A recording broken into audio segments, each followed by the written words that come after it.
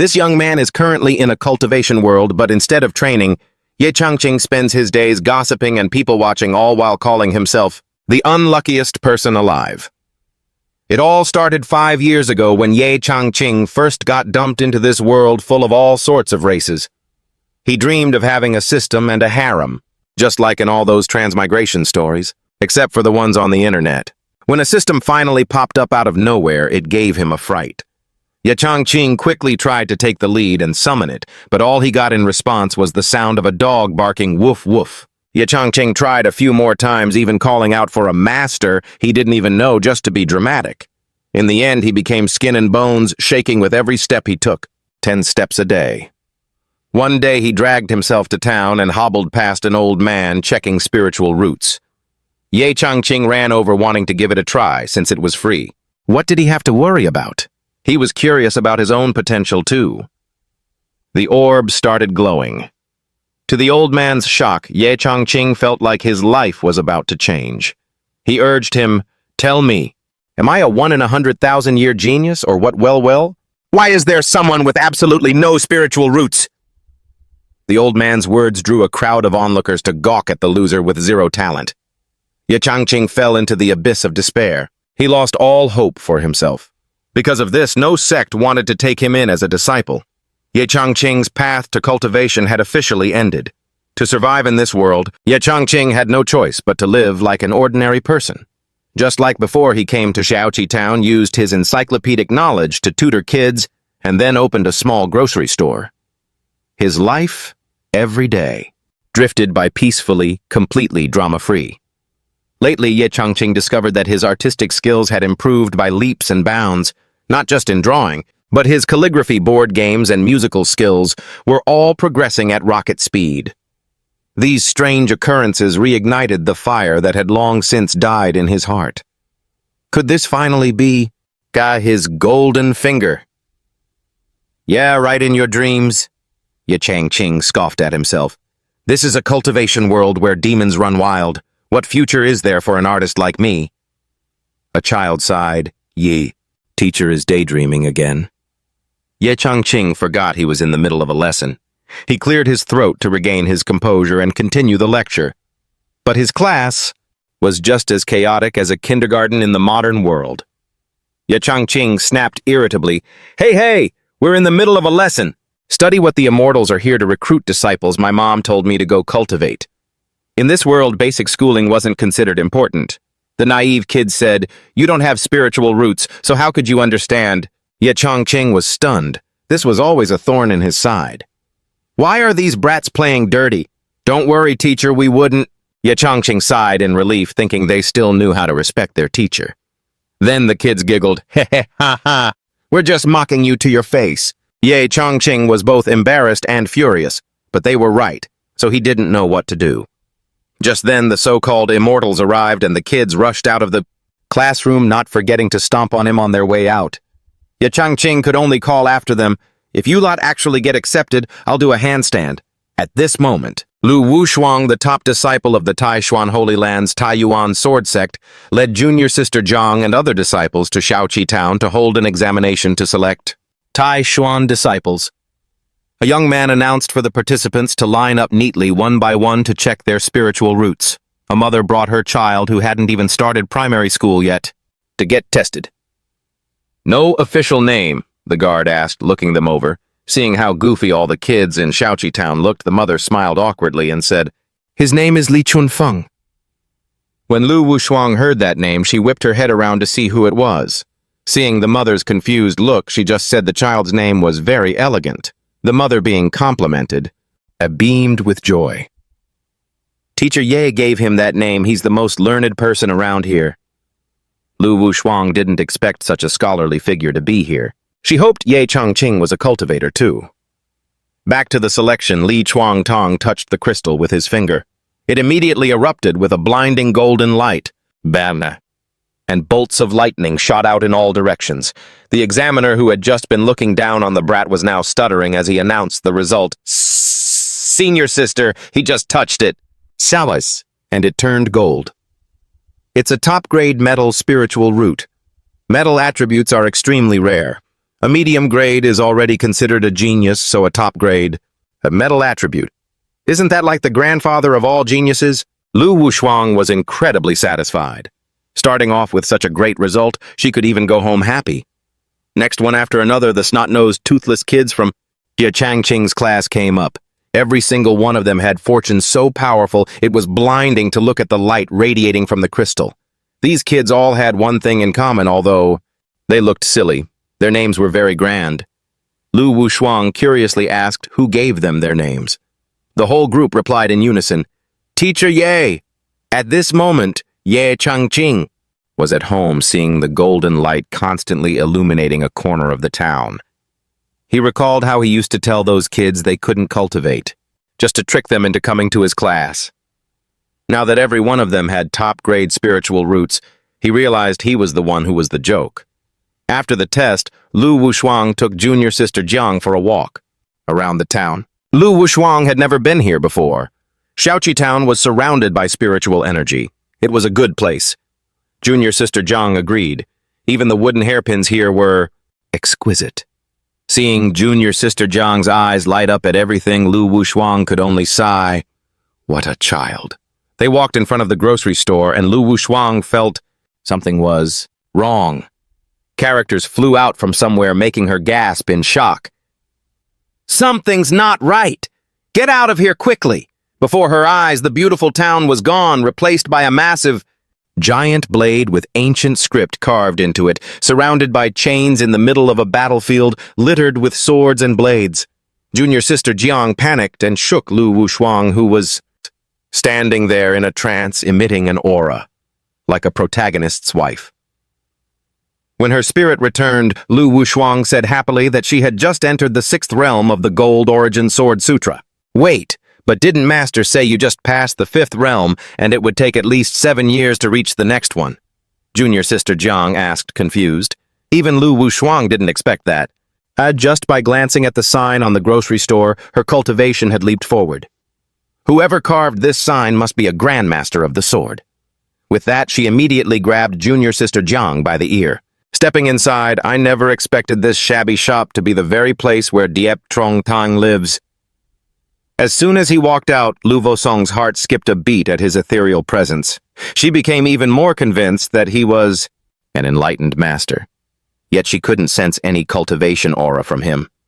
Despite his dignified appearance, he seemed like nothing more than an ordinary mortal. When Diep Trong Tan met Lu Vosong, he was secretly thrilled. Seeing how she carried herself, he guessed she was a cultivator from the Tai Huiyan Holy Land, and surely wouldn't even blink at the prices. So he quickly invited the two ladies to browse, telling them to grab whatever caught their eye.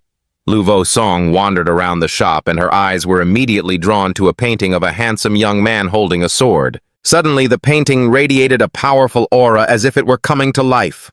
Lu Vosong instinctively drew her own sword from her storage ring, but she couldn't withstand the sheer intensity of the painting. Could this be the legendary God's single sword? She struggled to hold her ground, but she couldn't stop the sword intent from surging like a tidal wave into her meridians. Her whole body trembled. This was the feeling of being on the verge of a breakthrough. Sure enough, Lu Vosong had broken through to the 7th level of the Golden Origin Sword Scripture.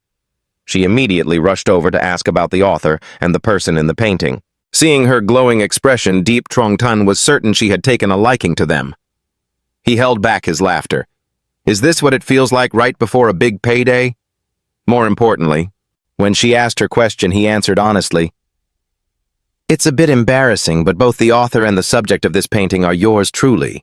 However, the painting is just a casual self-portrait, and it isn't even finished yet." Lu Vosong couldn't believe what she was hearing. A casual self-portrait that could capture such essence and sword intent. This was something a normal cultivator could never achieve. Diep Trong Tan saw her go silent after his words and gave a stiff smile. Who hasn't had some delusions of grandeur in their life? The junior sister nodded at his hairstyle and outfit. She really has no eye for talent, Diep Trong Tan thought, feeling a bit stung. Lu Vosong quickly signaled the junior sister to stop. This girl was too shallow to grasp the true meaning behind that painting. But Lu Vosong was becoming increasingly curious about Diep Trong Tan. He was just a young man, yet he was as polished as jade and possessed a mysterious aura. Suddenly, she realized something: she couldn't sense his cultivation level. It was possible he was far stronger than her and was intentionally hiding his true strength. That would explain why this little shop was filled with so many artifacts overflowing with spiritual fortune. Immediately, Luvo Song bowed 90 degrees, speaking with utmost sincerity. "Diep Senior, I am Luvo Song, a disciple of the Tai Huyen Holy Land. I pay my respects to you." Caught off guard by her attitude, Diep Trong Tun replied gently, "Fair lady, I am just a humble mortal. I cannot accept the title of senior." Deep down, he was feeling a bit annoyed. He was already used to these kinds of tactics people used to try and haggle. Luvo Song, however, was even more confused. How could the owner of a shop, packed with so many treasures, claim to be a mere mortal? But then an idea struck her. According to the ancient teachings, someone like Diep Trong Tan, who had attained such heaven-defying cultivation, must be living in seclusion for a reason. If she accidentally exposed his identity, it would surely displease him. Seeing how respectful Luvo Song was, to him, Diep Trong Tan became even more anxious. He was terrified she would end up cleaning out his shop. Meanwhile, Luvo Song was breaking into a cold sweat, reminding herself to be extremely careful with every gesture. So Luvo Song explained that she had loved painting since she was a child, and his work had given her many insights, which was why she called him senior. Diep Trong Tan felt his heart soften. "It seems she really is a fan of my art. He might not have spiritual roots, but when it came to art, these cultivators had no taste at all." Feeling generous, Diep Trong Tan told them to look around as much as they wanted. The junior sister was curious about everything, even stopping to look at a statue of a goddess that he had modeled after a modern design. As soon as Luvo Song saw the statue, she gasped. It looked a bit scandalous, but it contained a beauty that was hard to put into words. After reflecting for a moment, she realized that even if the missing arms were restored, the piece would lose its perfection. This must be the insight of an enlightened master. While the two ladies were busy browsing, Diep Trong Tan lost his patience. "I've been asking for ages. Are you two going to buy anything?" The junior sister picked up 2 wooden hairpins and asked for the price. Diep Trong Tan held up 3 fingers. Whether it was 3 silver coins or 3 spirit stones, he would be making a huge profit. Just as the junior sister was about to pay, Luvo Song stopped her. She thought that a master, as profound and unfathomable as he who had descended to the mortal realm to experience life before achieving Tao, would surely be insulted if they used common artifacts from the cultivation world to pay him. Luvo Song began to analyze the 3 fingers Diep Trong Tan had held up. It looked simple, but it must contain infinite legal principles. 3 fingers held straight meant the 3 births create all things, while the thumb and index finger forming a circle represented perfection and copper coins. Luvo Song immediately understood he was asking for copper coins. "Senior, please accept this." Diep Trong Tan turned to stone when they handed him a grand total of 3 coins. He picked them up and his heart felt like it was being torn apart. These 3 coins wouldn't even cover the cost of the raw materials. While he was internally devastated, Luvo Song let out a sigh of relief, proud of her quick thinking. She figured she had pleased him, so she asked to buy the self-portrait too. Diep Trong Tan's eye twitched. These cultivators were even stingier than mortals. With his heart aching and tears in his eyes, he gritted his teeth and handed the painting to Luvo Song. In the cultivation world, connections were everything, so he hoped she might be able to help him out in the future. Luvo Song, however, was pushing her luck, asking if she could come by often to ask him for advice on calligraphy and painting. If girls like them kept coming over, Diep Trong Tan would be sleeping on the street sooner or later, but he still managed to force a charming smile and said, "Fair lady, you are welcome to come by anytime you wish." That afternoon, as they left, Luvo Song was humming to herself, leaving the junior sister puzzled. She said, "I just broke through to the 7th level. This news left the junior sister in shock, as that breakthrough usually takes at least 20 years. Could it really be because of that handsome shopkeeper? Whenever the topic of Diep Trong Tan came up, Luvo Song's nerves were pulled tight. She didn't dare say much, only patting the junior sister's head and telling her to be careful. Whether being helped by Diep Trong Tan would be a blessing or a curse, only time would tell. I come here often to seek your advice on calligraphy and painting. If more girls like them keep showing up, Ye Chang will be sleeping on the streets sooner or later, but you force a charming smile and carefully enunciate every word. Fairy, you are welcome to come anytime you wish.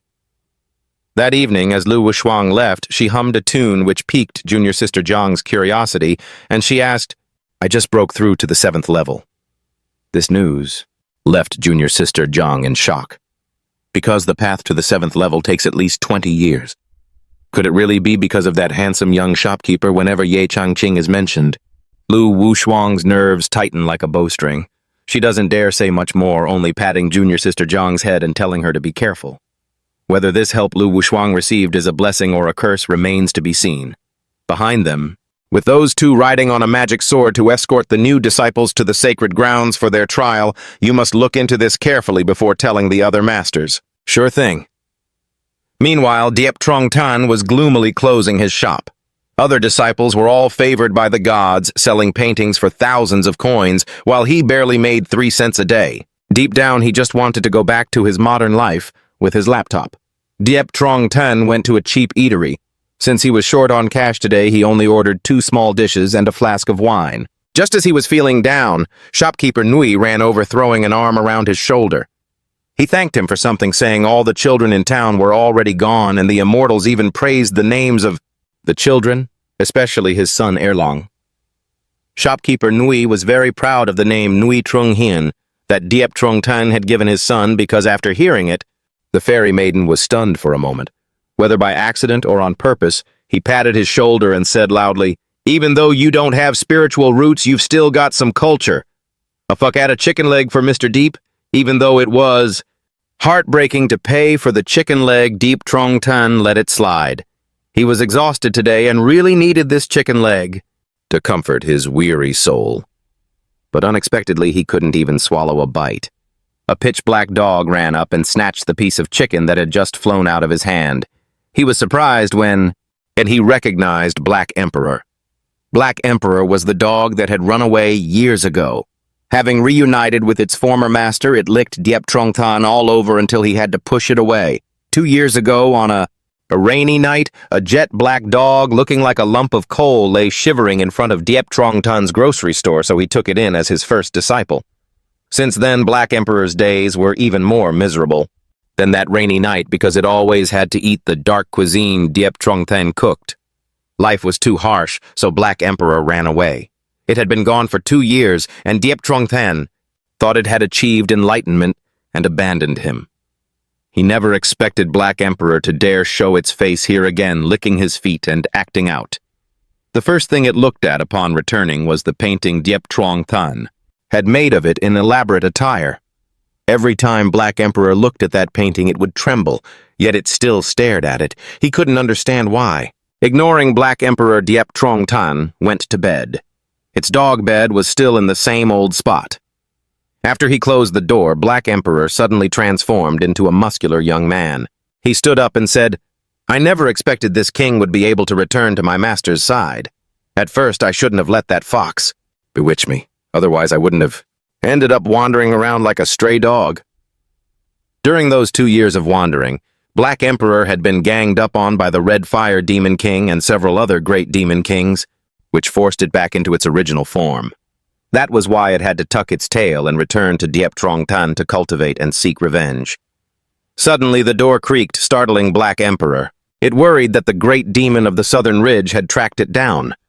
Luckily, it was just Diep Trong Tan's arm bringing it some leftovers, fearing the chicken leg it snatched wasn't enough to fill its stomach.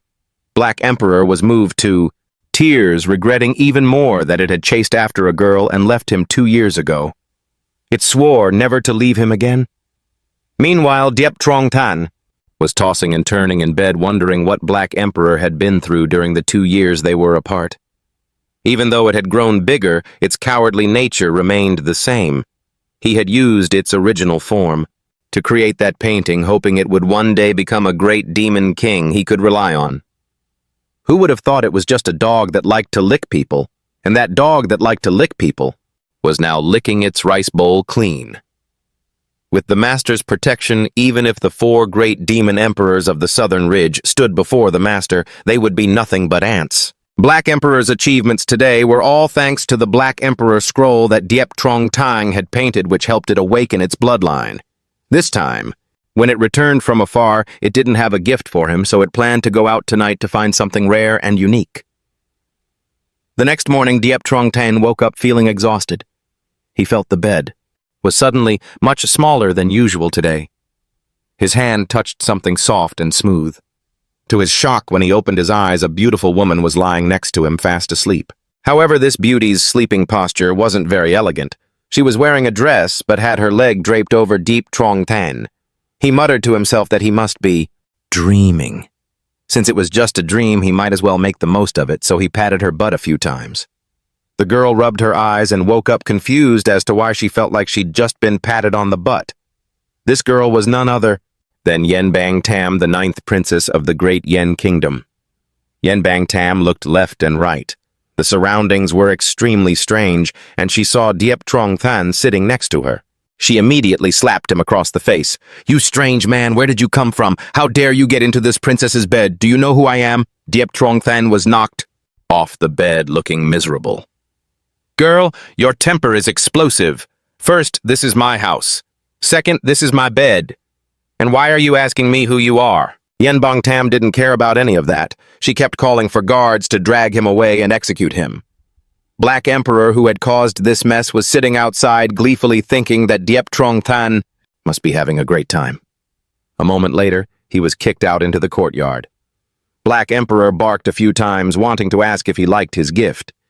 Diep Trong Tang immediately scolded it for letting a stranger into his house, specifically into his bed. Inside the room, Yen Bang Tam was anxious. Clearly last night she had been sleeping at the inn, and when she opened her eyes this morning, she was already here. Don't tell me Diep Trong Tang did this, but looking at him, he seemed like the type who couldn't even kill a chicken, not someone with profound cultivation. How could he bypass the layers of guards of the knight's mansion? Yen Bang Tam wasn't in a rush. First, she would extract information from him. If he was a bad guy, she would tell her father, the emperor, to mince him into meat. She majestically stepped out of the room, standing with her arms crossed. The yard was quiet and deserted, only the sound of leaves rustling and Black Emperor scratching. Diep Trong Tang was peacefully playing chess, but was bothered by Yen Bang Tam. She walked straight over her mind, filled with sarcasm. She was determined to flip his chessboard and strip him of his arrogance. Suddenly, Yen Bang Tam's arm froze. The chessboard lit up with a circle of strange, ancient characters. She could feel a massive power in the breath of this chess formation, like yin and yang intersecting, untouchable. The more she tried to read the board, the more her head hurt, as if it were about to split open. Diep Trong Tang looked up, startled by the distorted expression on Yen Bang Tam's face. She had just woken up from a nap and turned into this. Don't tell me she's trying to act out to blame him, Black Emperor, not knowing when it woke up, saw this scene. It guessed that Yen Bang Tam couldn't decipher Diep Trong Tang's chess move, but since she was the gift it had given him, it had to intervene to help her. In the dark screen surrounding Yen Bang Tam, a crack appeared, spreading wider and wider. Then Black Emperor rushed in. Yen Bang Tam recognized it as Diep Trong Tang's guard dog. Even a dog could enter the formation's realm, which made her find everything even more strange. But the most urgent matter at hand was the body and soul of Yen Bang Tam. The Black Sovereign had split in two, but even if he rushed in, he couldn't stop the inevitable outcome already set by fate. At this moment, Diep Trong Tang played the final move with the white piece. It was over. "Heh, little Black, you've shown your true colors, haven't you?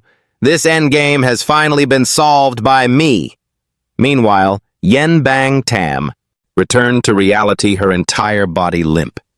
She felt as if her soul had just taken a stroll through the gates of hell.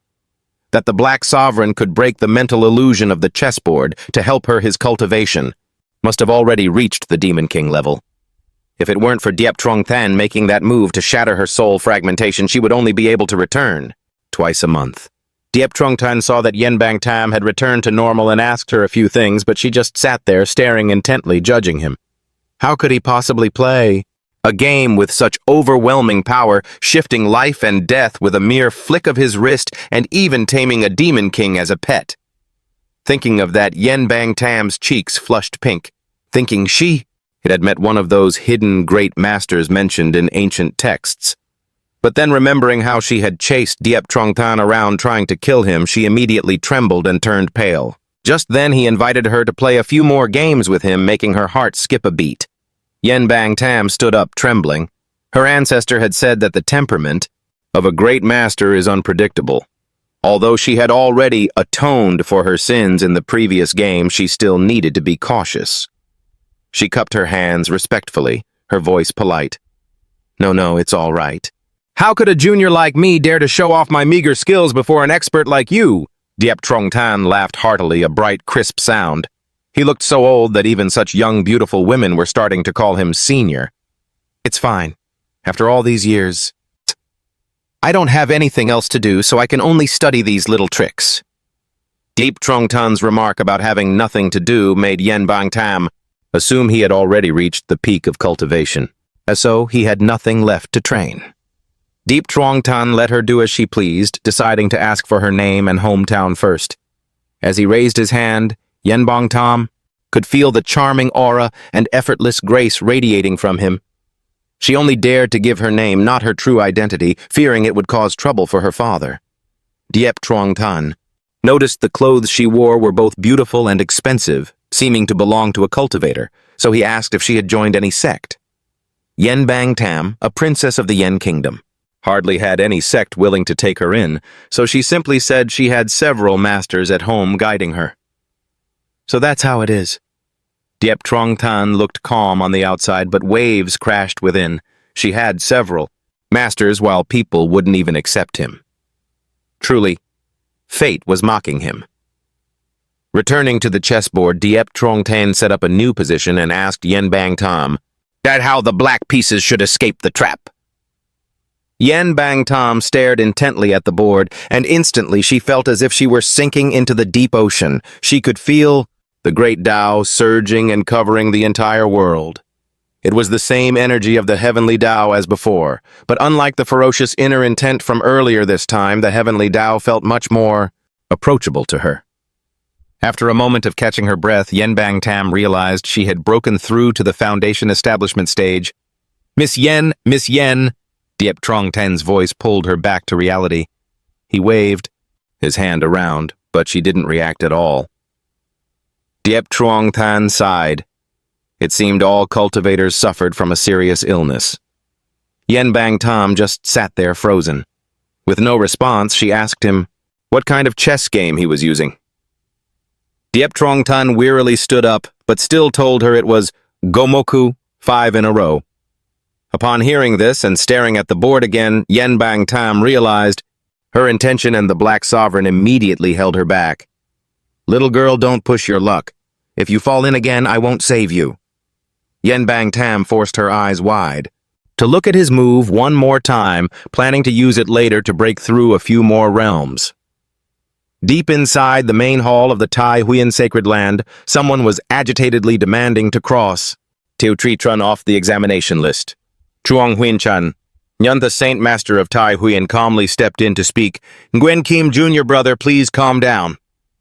The Nguyen Kim Peak, master of the Lin Kim Peak, was frustrated because for years his peak hadn't produced any good talent, making it the weakest among the 7 peaks. The Tai Huyen Peak Master Quang Trok Peak was cuckoo. He was very sympathetic. Teo Tri Tran is where the ancestor ascended. We can't just abandon it. Van Fong Peak. Master Than Diep spoke as if slapping Nguyen Kim in the face. Why don't you look at your own problems sometimes? You and your senior disciple Luke Vo Song have both been stuck at a plateau for years. What kind of talented disciples are you hoping to find anyway? It's nonsense.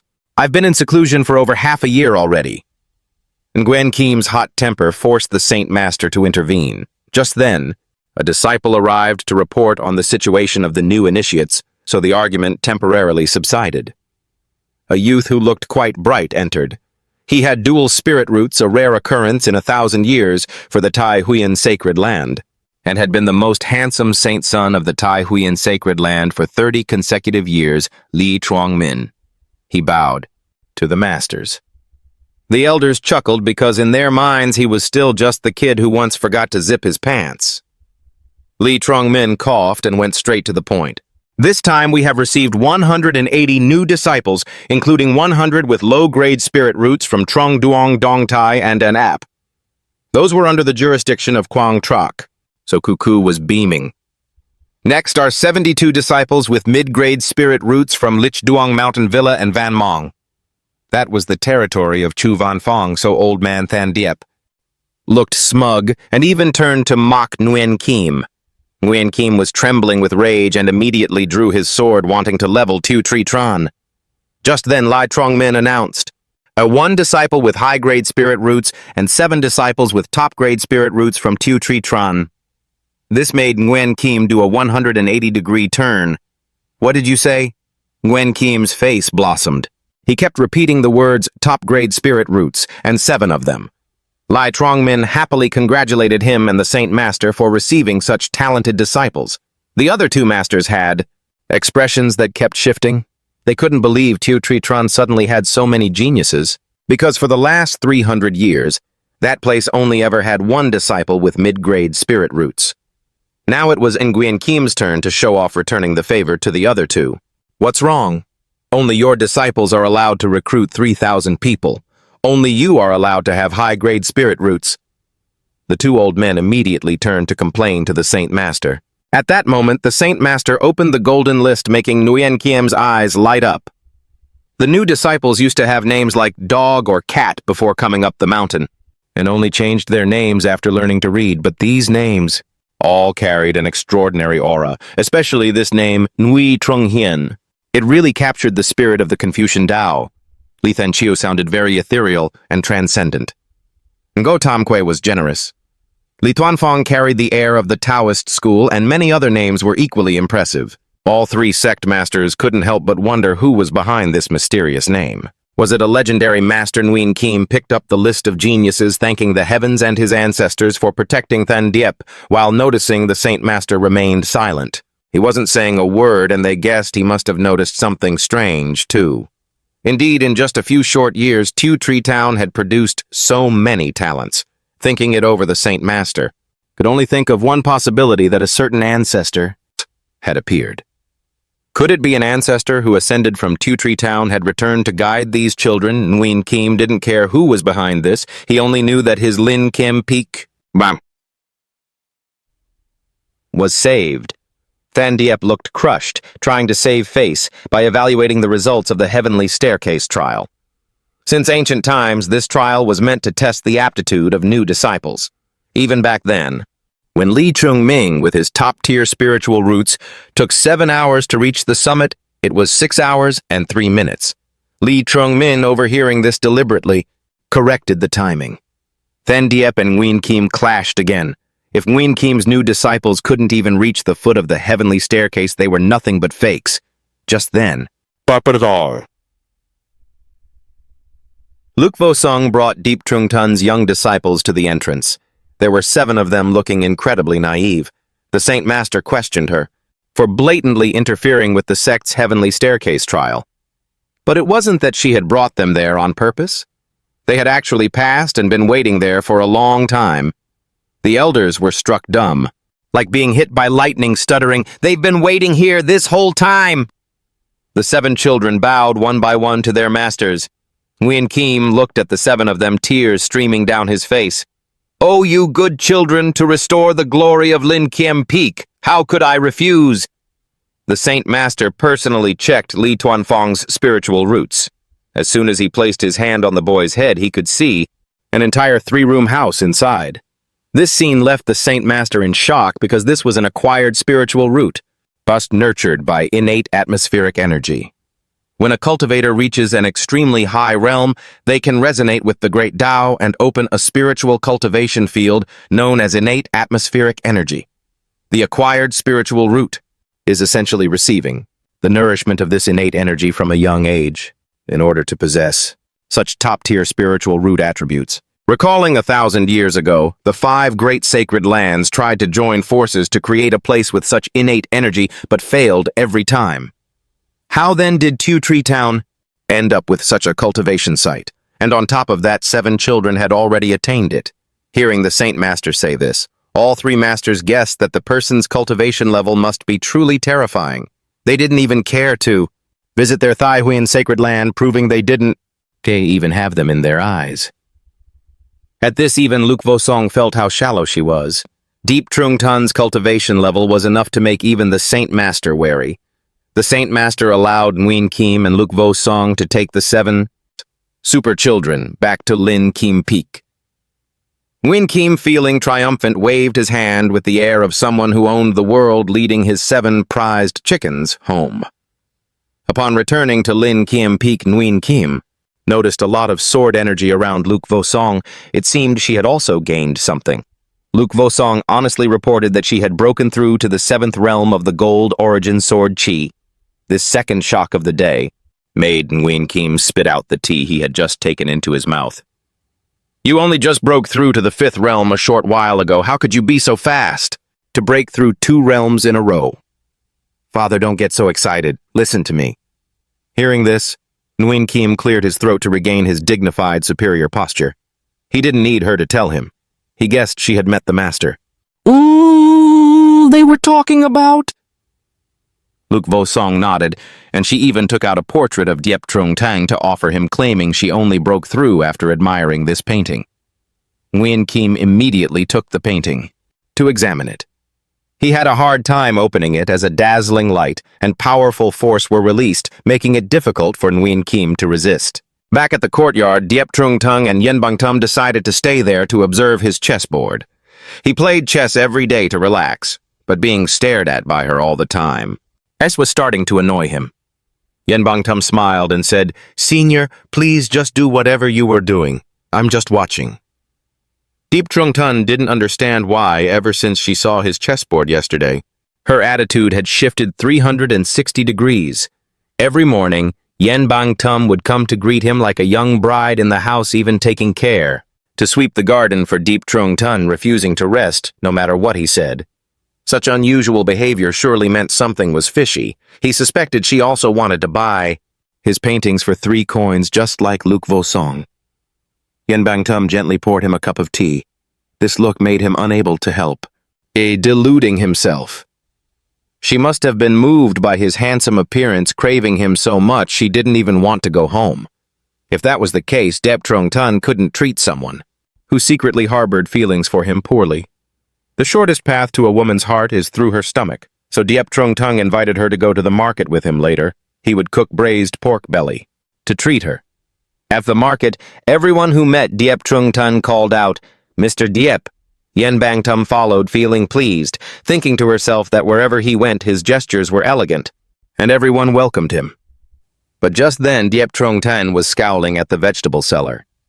The vegetables are this wilted and you're still selling them for 8 coppers a pound? Are the leaves made of gold, or is the stem made of gold? This look in Yen Bang Tum's eyes was perceived as humble and amiable. Truly, beauty doesn't lie in a man's cheeks, but in the eyes of the one who loves him. At the meat stall, Diep Trung Tun generously bought a pound of top-quality pork belly. The shopkeeper, seeing him with a woman for the first time, quickly asked, Mr. Diep, are you bringing your wife with you today? Yen Bang Tum blushed like a pot of boiling water, even though she didn't dare to dream of him being called his wife, made her feel ecstatic. Deep Trung Tang immediately poured cold water on her. You're thinking too much. Miss Yen is my guest. The shopkeeper didn't seem to believe him, adding that he should take care of his health. Mrs. Vung, his neighbor, said that for the past few days there had been a lot of noise at his house and the doors weren't soundproof. Deep Trung Tun could only hope Yen Bang Tum wouldn't take it to heart. He knew she wanted to return to the Imperial City, and while he said that, he actually hoped she would hurry home. A poor person like him couldn't afford to feed her 3 meals a day, or he'd be bankrupt sooner or later. Get out of the way. A few large, thuggish guys carrying swords and axes stormed into Two Tree Town. One of them lifted his nose to sniff, then pointed at Diep Trung Tan's general store. Boss, I smell the scent of the Black Emperor there. Good. Just bring this shameless guy back, and the Scarlet Fire King will surely reward us heavily. The leader said, emanating the aura of a ferocious wild boar that had transformed into a human. They arrogantly went to the door. They all knew the Black Emperor had been beaten back to his original form, so they didn't even bother. They were talking when an aura erupted. A ferocious wild boar transformed into human form. They swaggered to the door, all knowing that the Black Emperor had been beaten back to his original form, so they didn't care. Fearing the wild boars would smash the door down, Black Emperor was already waiting, looking completely unfazed. "You stupid pigs, you've got some nerve daring to chase me all the way here." Pigs split up. As they surrounded Black Emperor, it became clear that this general store was Diep Trung Tun's territory. Even if that red fire guy showed up, he'd be reduced to dust. Black Emperor, having recovered his strength after a few days, charged and attacked the fat pigs for the crime of breaking Diep Trung Tun's door. At the Great Hall of the Thai Huyen Holy Land, the Holy Master was having a quiet talk with Lee Trung Min regarding the situation in Tu Tri Town. Lee Trung Ming felt that Diep Trung Tang held no hostility toward the Holy Land. He guessed that Diep Trung Tan was just passing through or happened to be, living in seclusion there. The Holy Master agreed. If he really was their ancestor who had descended from the upper realms, then the Thai Huyen Holy Land would surely flourish for another 100,000 years. "Holy Master Senior Brother Nguyen Kim!" He burst through the door with an excited childlike demeanor, making Luke Vo Song sigh helplessly.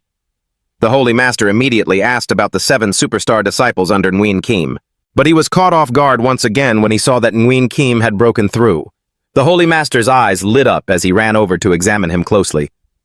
"You've been stuck at this level for 2,000 years. How did you break through now?" "Whether I broke through or not isn't important. Look at this." Nguyen Kim immediately opened up the self-portrait painting by Diep Trung Tan. He showed it to the old man. The Holy Master didn't feel anything at first, but after a closer look, powerful rays of light erupted before his eyes. It was a scene of Diep Trung Tan cultivating amidst thousands of floating swords. His eyes were shining brightly, looking very much like an enlightened high monk. The Holy Master was stunned. This was the first time he had ever seen such a sight. The sword intent was so powerful that everyone present was nearly blown away. Luke Vo Song urged urgently, "Holy Master, fold the painting quickly." The Holy Master hurriedly closed the painting, exhaling sharply as he staggered back. After the painting was closed, the sword aura gradually vanished. He turned and shook Nguyen Kim violently. "Junior brother, where did you get this painting? The sword intent contained within it is completely beyond my understanding." Nguyen Kim let Luke Vo Song report the details. Luke Vo Song respectfully bowed as she explained the origin of the painting. Diep Trung Tan not only gave it to her, but also said she could come and learn from him at any time. Hearing this, Lee Trung Min couldn't believe his ears and had to ask again. The Holy Master suddenly looked up at the sky and laughed like he had hit the jackpot, leaving the Master and disciple Nguyen Kim confused because they weren't on the same wavelength. The Holy Master took a breath and said joyfully, "Our Thai Huyen Holy Land is truly blessed, Vo Song. This single painting could guide your master to break through his realm, and he even allowed you to come learn at any time. Do you have any idea what this means?" Naturally, Luke Vo Song had no clue. According to the Holy Master's deduction, Diep Trung Tan was the very ancestor who had ascended to the upper realms from their sect all those years ago. Being able to learn at any time meant she would be staying in Tu Tri Town for the time being. In short, the Thai Huyen Holy Land was about to take off and return to the top of the ranks once again. Just thinking about it made the old Holy Master overjoyed. He immediately named Vo Sung the Holy Maiden of the Thai Huyen Holy Land, just like the Holy Son Lee Trung Ming. She was moved to tears while Lee Trung Ming couldn't believe his ears because now he was no longer the sole golden child of the sect. The other disciples there, upon hearing that Luke Vo Song had been promoted to Holy Maiden, started gossiping incessantly, saying the Holy Master acted too hastily. They had assumed Trung Min would be the designated heir to the Holy Master, but now a Holy Maiden Vo Sung had popped up. Given how narcissistic he was, he'd probably go crazy. Luke Vo Sung and junior sister Kung heard all of this. Although Luke Vo Sung had talent, she only possessed a single attribute, spiritual root, so she was not technically qualified to be a Holy Maiden. Her promotion this time was likely due to the Holy Master taking a liking to the promise Diep Trung Tan made to her. Junior sister Kung felt puzzled. Did even the Holy Master think that handsome shopkeeper was that formidable? Luke Vosung might not have the power right now, but she believed that if she just went to ask for his guidance a few more times, she would definitely have the strength and qualifications to be a true holy maiden. Meanwhile, Lee Chung-ming was hugging a tree and crying, not understanding why the Holy Master would appoint Luke Vosung as holy maiden. A junior sister came over to comfort him. "Senior brother, don't worry. Maybe it's because Luke Vosong recruited a few disciples with top-tier spiritual roots while in Teotree Town and the Holy Master is just rewarding her." Mentioning Teotree Town made Lee Chung-ming wake up from his daze. He guessed that Luke Vosong had met Deep Chung Tang and obtained an opportunity. He jumped up, his tearful face instantly turning into that of someone who would do anything to meet Diep Trung Tun. Sure enough, Trung Min jumped onto his sword and flew off in a flash, not forgetting to leave a message. "I am a genius with a dual attribute. Spiritual root, surely the ancestor will reward me too." At that moment, Diep Trung Tun was stuck with Yen Bang Tum. He asked her why she was sleeping in his bed that night. Yen Bang Tum actually didn't remember anything either. She was sleeping when she felt something tickling her, and when she opened her eyes, she saw Diep Trung Tun touching something. Hearing this, he waved his hands frantically. "Stop! Stop! Stop! You! Don't talk nonsense. I didn't do anything." Yen Bang Tum grabbed his hand, her gaze sincere. "I understand that someone like Master Diep naturally wouldn't be interested in such trivial matters. You and I meeting must be fate guided by the heavens." Deep Trung Tun stared at her, not knowing what she misunderstood. Why she would think a man like him wouldn't be interested in those things. It was just a pity that he had no cultivation and couldn't compare to the wealthy young ladies of the capital. Just then, Diep Trung Tun caught sight of a figure shaking in the middle of the courtyard. Lee Chung-ming had just landed and couldn't even stand steady. With a panicked expression, he shouted, "Why does this Teotree Town have a demonic beast like this?" An hour before Lee Chung-ming arrived, he could already see the spirit vein flowing beneath Teotree Town. He landed in front of Deep Trung Tun's general store, which was also the place with the most concentrated fortune. Lee Chung-ming looked up to read the sign, and his reaction was no different from Luke Vosong's. A powerful arrow pierced through his body, making Lee Chung-min pant like a dog.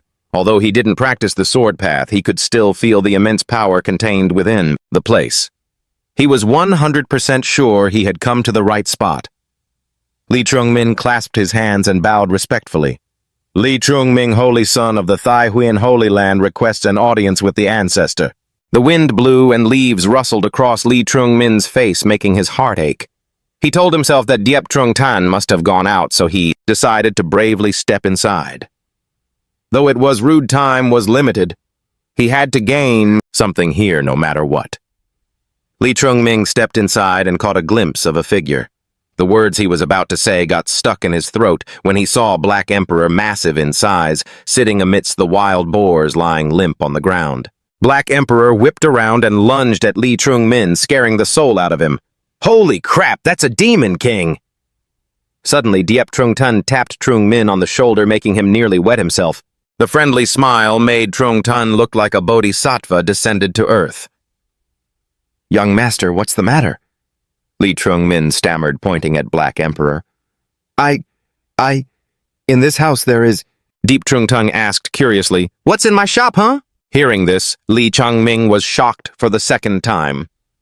Ye Changqing stood up leisurely and picked up his basket of food. "I am the owner of this grocery store." "Is there something strange about that?" Seeing him walking inside, Lee Changming wanted to stop him, but his legs wouldn't hold him up. Ye Changqing walked in innocently, wearing a look of stunned disbelief. Inside the room, several wild boars were lying scattered on the ground, each one plump and fat. "What a waste of meat if I don't use it." Ye Changqing immediately asked Yan Bingshan to take the food to the kitchen while he turned back to explain to Lee Changming, "I think you misunderstood. I occasionally buy goods for the shop, but I don't go around buying wild boars, you know." Lee Changming pondered for a moment, his face turning pale as he thought Ye Changqing wanted him to dispose of the demonic beast carcasses in this room. The Black Emperor reverted to its original form and ran over to Ye Changqing, barking a few times, while Ye had an expression of extreme annoyance. Only Lee Changming overreacted. In stepping back several meters in an instant, his face unable to hide his fear. It's that thing. Ye Changqing picked up the Black Emperor, looking calm. This is just my guard dog. I raised it, though it's a bit stupid, so don't be surprised. The Black Emperor bared its teeth, threatening Li Changming, radiating intense killing intent.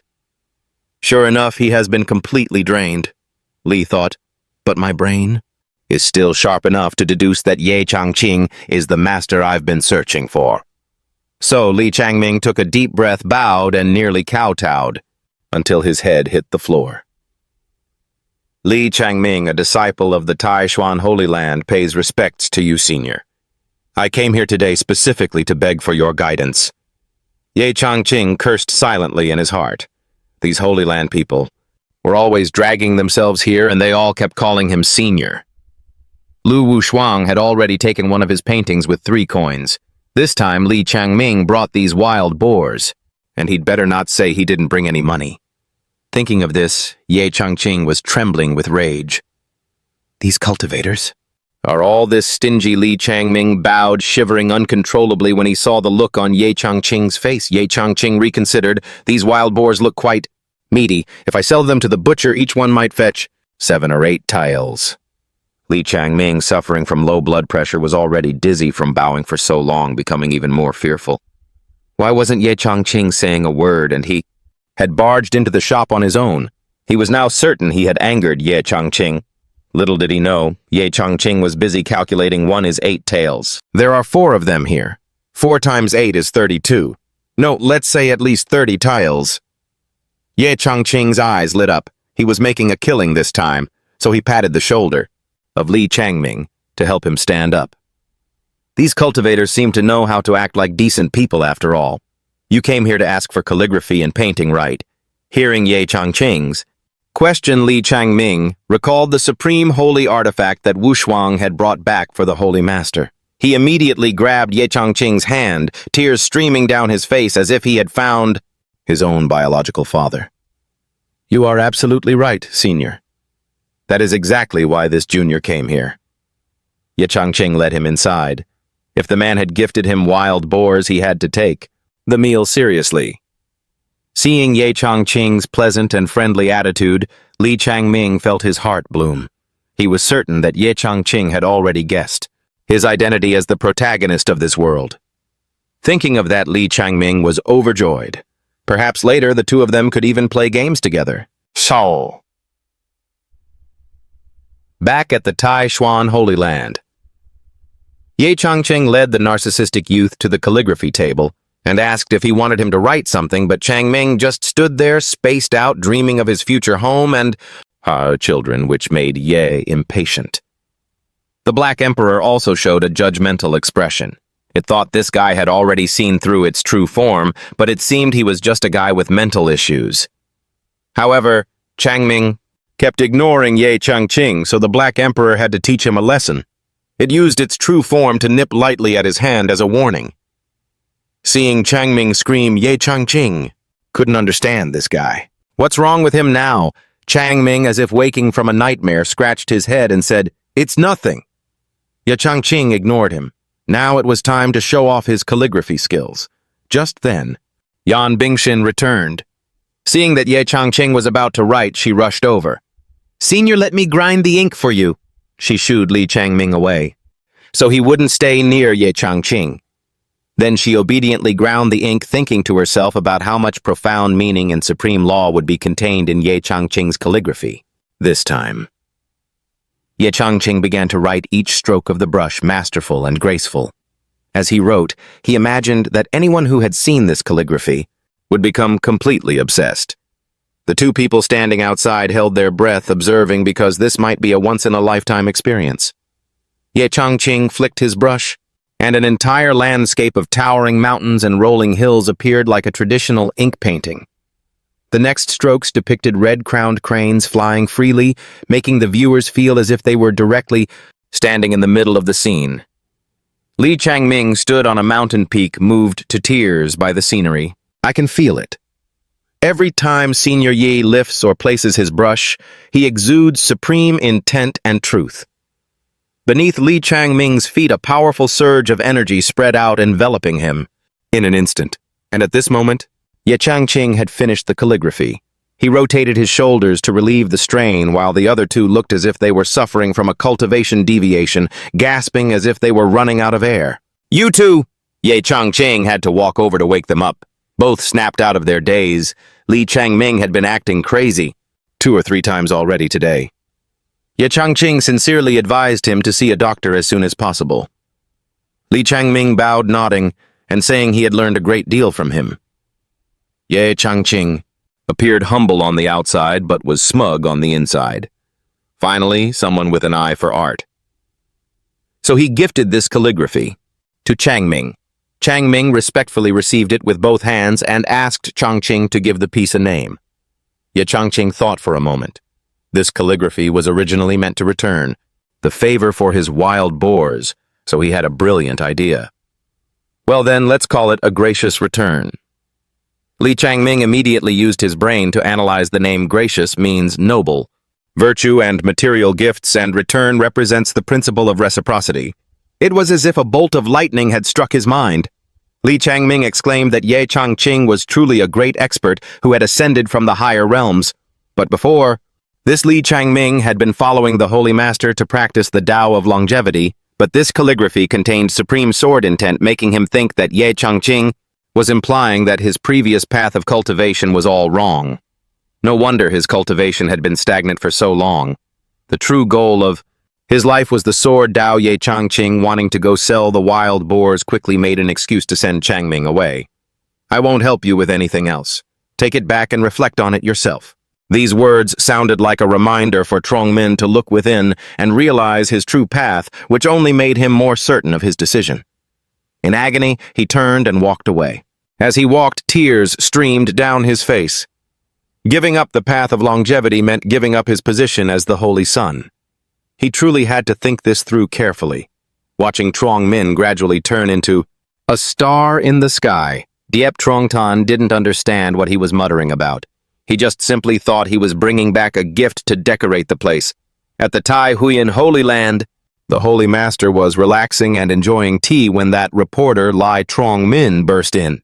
He knelt down, face drenched in tears, and said in pain, "Master, this disciple is unfilial. You must have already realized that I can't win the position of Holy Sun, right?" The Holy Master felt a pang of sorrow knowing this moment was bound to come. Truongmin had been trained as a Holy Sun since he was little. Suddenly a Holy Maiden appeared, and his pride must have been deeply wounded. The Holy Master took a deep breath, deciding to be transparent with Trongmin so he wouldn't overthink things. Trongmin waved his hand as if the Holy Master had misunderstood something, but the Holy Master continued to speak. "Luk Vosong is valued by Diep Trongtan, and he agreed to mentor her whenever she needs it. And Diep Trongtan's cultivation is unfathomably deep. He likely has the Tai Huyen Holy Land in the palm of his hand already, so I had no choice but to use this desperate measure." Li Trongming knew right away that the old Holy Master was making things up again. Still, he knew the Holy Master cared for him and just wanted him to understand his inner struggle. Trongmin helplessly said, "Master, I understand, but please listen to what I have to say first." The Holy Master swallowed his tears to listen to Trongmin's complaints. But to his surprise, Trongmin excitedly boasted that he had met Diep Trongtan today. The atmosphere suddenly became strange. The old Holy Master smacked him on the head for being insensitive. If the Patriarch is living in seclusion, he obviously doesn't want to be disturbed. You were so reckless to just show up there. What if you angered him? That would bring disaster upon our entire sect. Lai Trongmin held his hurt face, feeling wronged.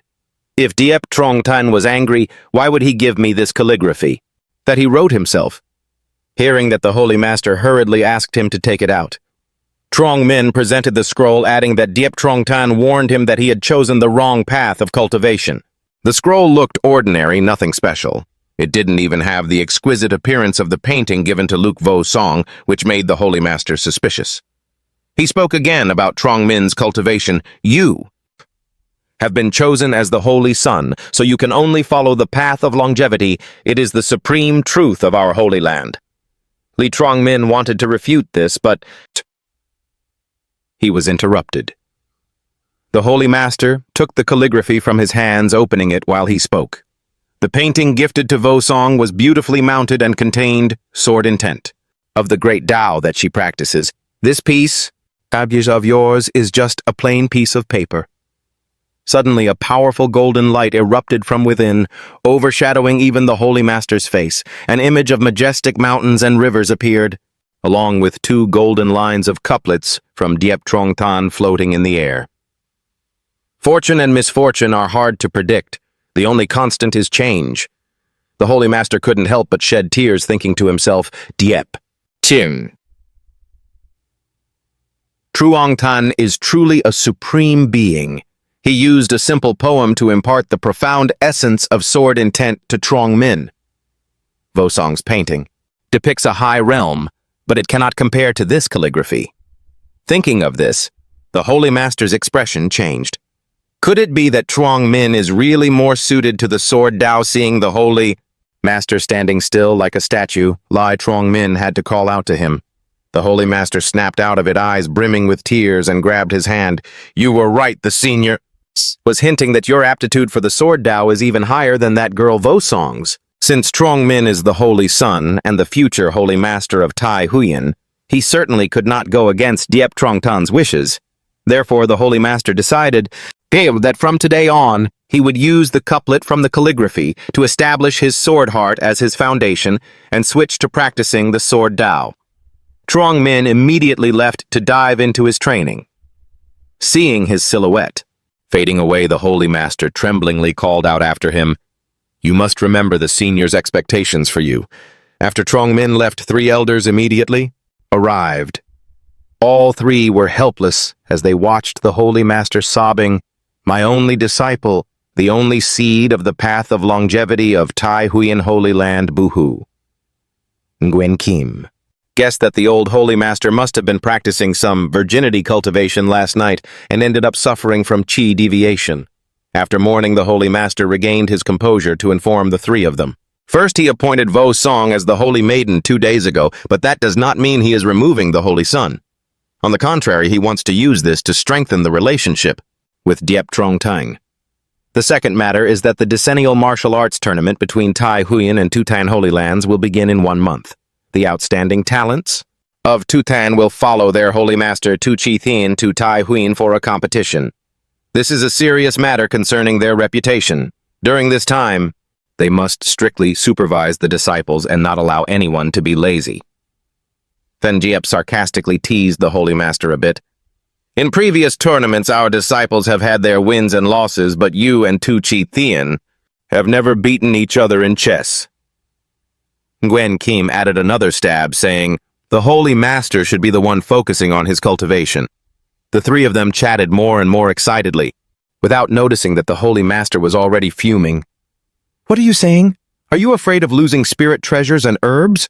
The Holy Master only saw the 4 dragons spitting water formation of Tu Chi Thien as infinitely variable and needed more observation. The other elders were not chess lovers, so they would not be able to understand Tu Chi Thien's chess positions. The old man simply, could not solve them. Nguyen Kim whispered to him that the Holy Master could go and ask Diep Trong Tan. He might have a way to break this formation. He believed that given how many years Diep Trong Tan has lived, his knowledge was surely far superior to theirs. No matter how profound the chess position was, it was probably just child's play at his eyes, right? The Holy Master realized this and coughed a few times, deciding to take this opportunity to pay a visit to Diep Trong Tan and ask for a few pointers on how to defeat Tu Chi Thien. While the elders were figuring out how to deal with the upcoming tournament between the 2 Holy Lands and wishing to meet Diep Trong Tan, back on her side, Vosong had returned and was diligently practicing. The insights gained from the painting helped her progress significantly in her techniques and increased her cultivation speed manifold. Her movements were incredibly fluid. Every swing and strike of the sword intent was extremely beautiful and sharp. Every step she took was graceful. Vosong slashed upward, dust swirling, then swung her sword horizontally, unleashing a pinkish-purple wave of sword intent that cut. The ancient tree's double roots arched as he swung his arms like an eagle spreading its wings, finishing his peerless training routine.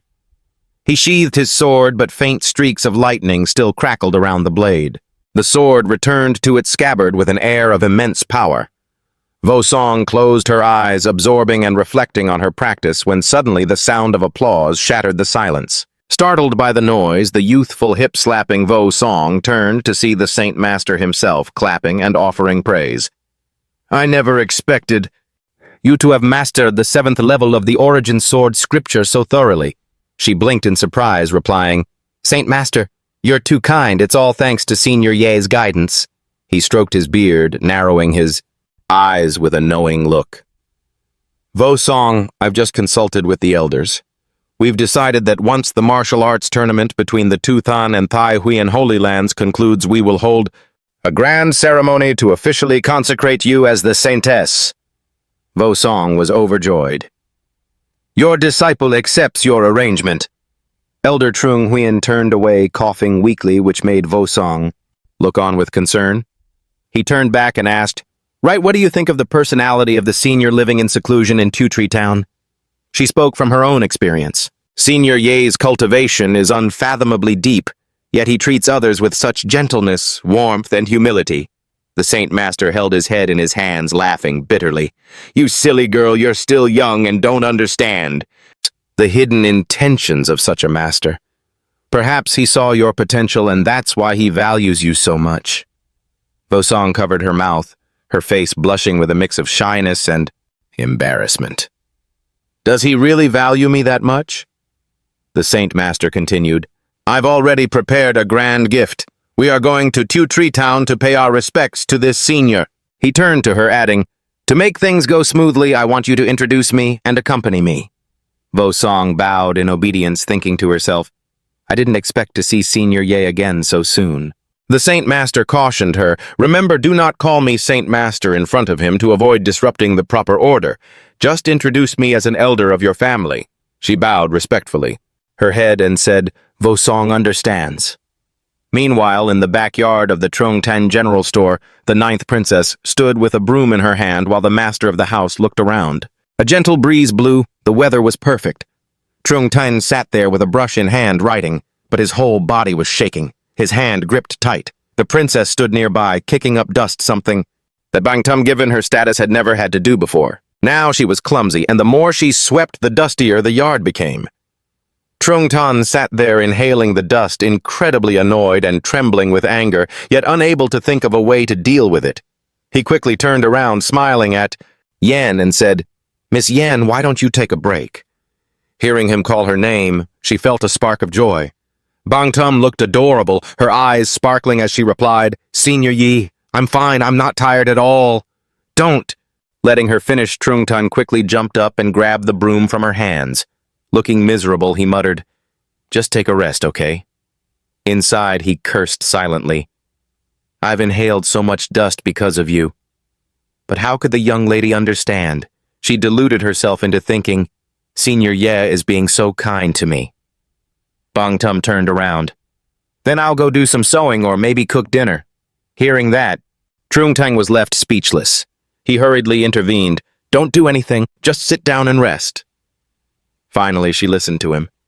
He thought to himself, "She really is a little ancestor who fell from the sky. Can't do anything right, only good at eating."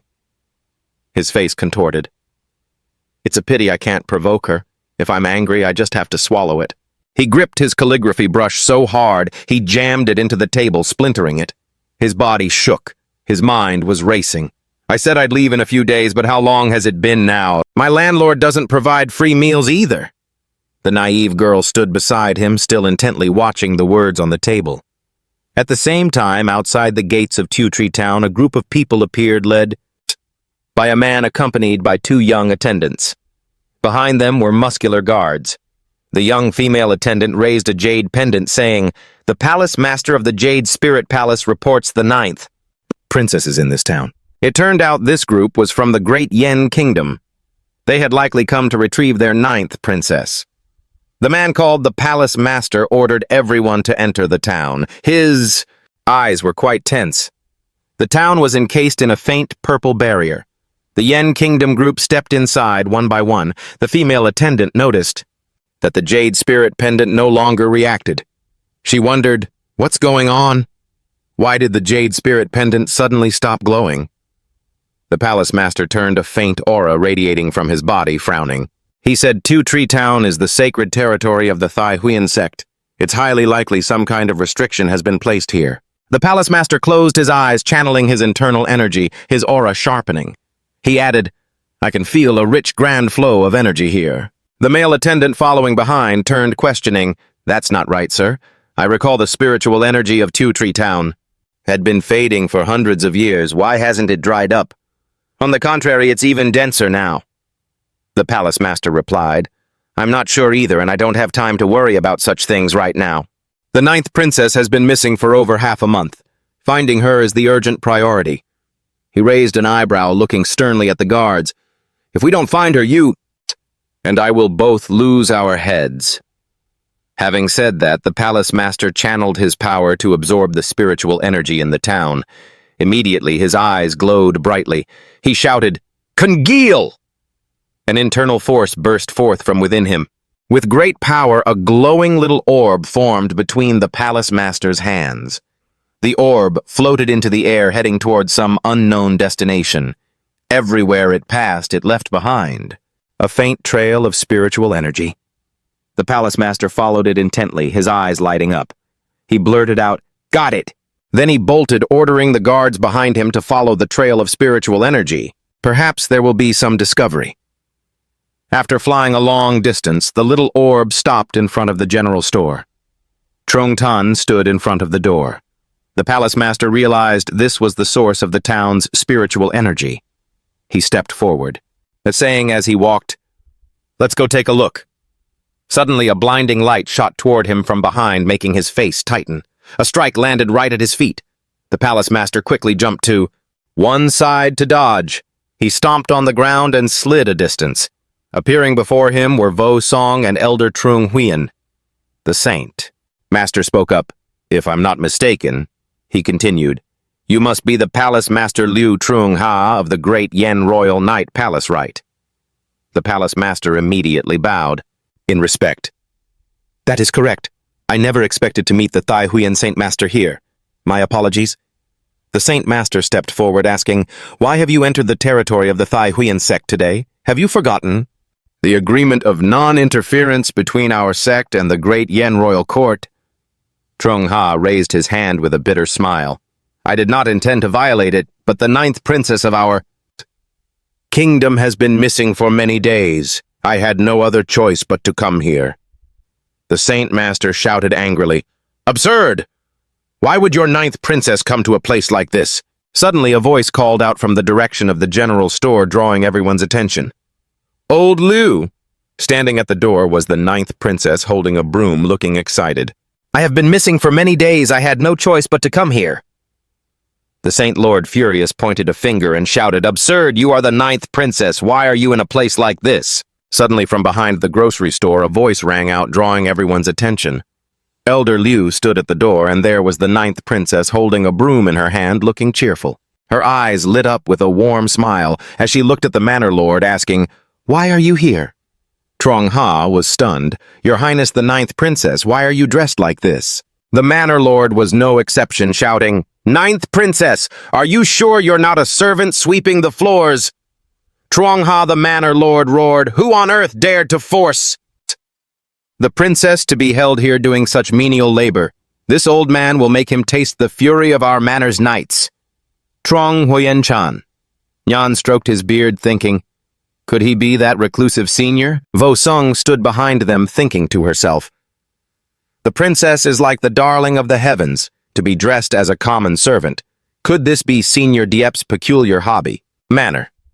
Lord Liu stepped forward, grabbed the princess's hand to pull her away, and said, 9th Highness, this is the territory of the Thai Huyen Holy Land.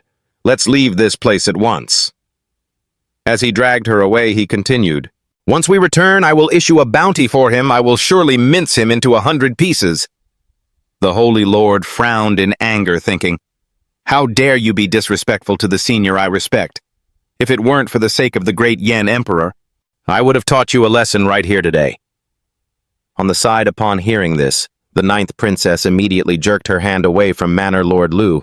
She stood her ground, leaving Truong, quite confused. Bang Tam raised her hand and struck Manor Lord Liu across the face, leaving everyone in complete shock. Bang Tam frowned and shouted, "Shut your mouth!" Everyone's jaws dropped at the sight. The Manor Lord held his face, whimpering. The 9th princess gently bent down to pick up the broom that had fallen earlier. She pointed and scolded. "With such reckless talk, do you intend to sever the 10,000-year legacy of our great Yen manor?" Lord Liu tried to defend himself. "Ninth Highness, the fate of great Yen is protected by His Majesty and our ancestors. Your cultivation base is still low. I fear you have been bewitched by some wild rogue cultivator." Trung Huyen Chanyan, hearing this, felt quite indignant. "A wild rogue cultivator, Manor Lord Liu, you speak with such arrogance. Do you even know who the person in this shop is?" "Who is he?" He turned back and retorted, "Could it be the founding ancestor of the Tai Huyen Holy Land himself?" Outside, everyone was arguing loudly, while inside the shop, Black Emperor was sleeping soundly. However, his ears twitched and his nose sniffed. It seemed a bit noisy outside, ruining his slumber. Black Emperor woke up, let out a long yawn, and stretched. He made his way toward the door, wondering, who is it making such a racket so early in the morning? The pet of the little shop stepped outside. As soon as he stepped out, his small dog paws transformed into the powerful claws of a demon king, and a menacing aura erupted, shocking two top masters like Trung Huyen Chanyan and Manor Lord Liu. They looked back to see Black Emperor emerging, his massive, hazy demon king form, manifesting as he let out a few barks, roughly meaning, "Who is making noise at the door and disturbing my dream?" Manor Lord Liu was terrified upon seeing that figure and aura, shouting, "It's a demon king! Why is there a demon king here?" Contrary to his usual gentle appearance, the aura of Black Emperor's demon king form was extremely vicious and bloodthirsty. At that moment, both experts channeled their energy, silently agreeing to pause their argument to focus on dealing with the demon king. They wanted to eliminate this evil and protect the people in the town. Black Emperor roared, "Two old ghosts want to strike at me? Then I'll show you just how strong this king really is." As the words left his mouth, his figure, as a demon king, grew in size and his internal energy spiked. Both old monsters were startled, warning each other to be careful and preparing to strike. But just then an arm and a fist appeared, giving Black Emperor a solid knock on the head, leaving a bump. Truong Tan appeared, pointing at his face and scolding, "You're itching for a beating again, aren't you?" He frowned. "A dog that bites people randomly will be turned into a hot pot." Black Emperor knew his place, his eyes welling up with tears, whimpering with a large bump on his head. Manor Lord Liu was terrified. He dares to hit a demon king. This young man, but exactly what kind of person is he? The Holy Lord thought, "I can't sense a single shred of Taoist energy on him. I can't even tell when he arrived." Truong Tan stood there scratching his head and smiling. "My apologies, you two. I am the owner of this shop." "This is just a pet I keep. It didn't scare you, did it?" Black Emperor sat to the side, still grumbling. Hearing this, both old men were shocked.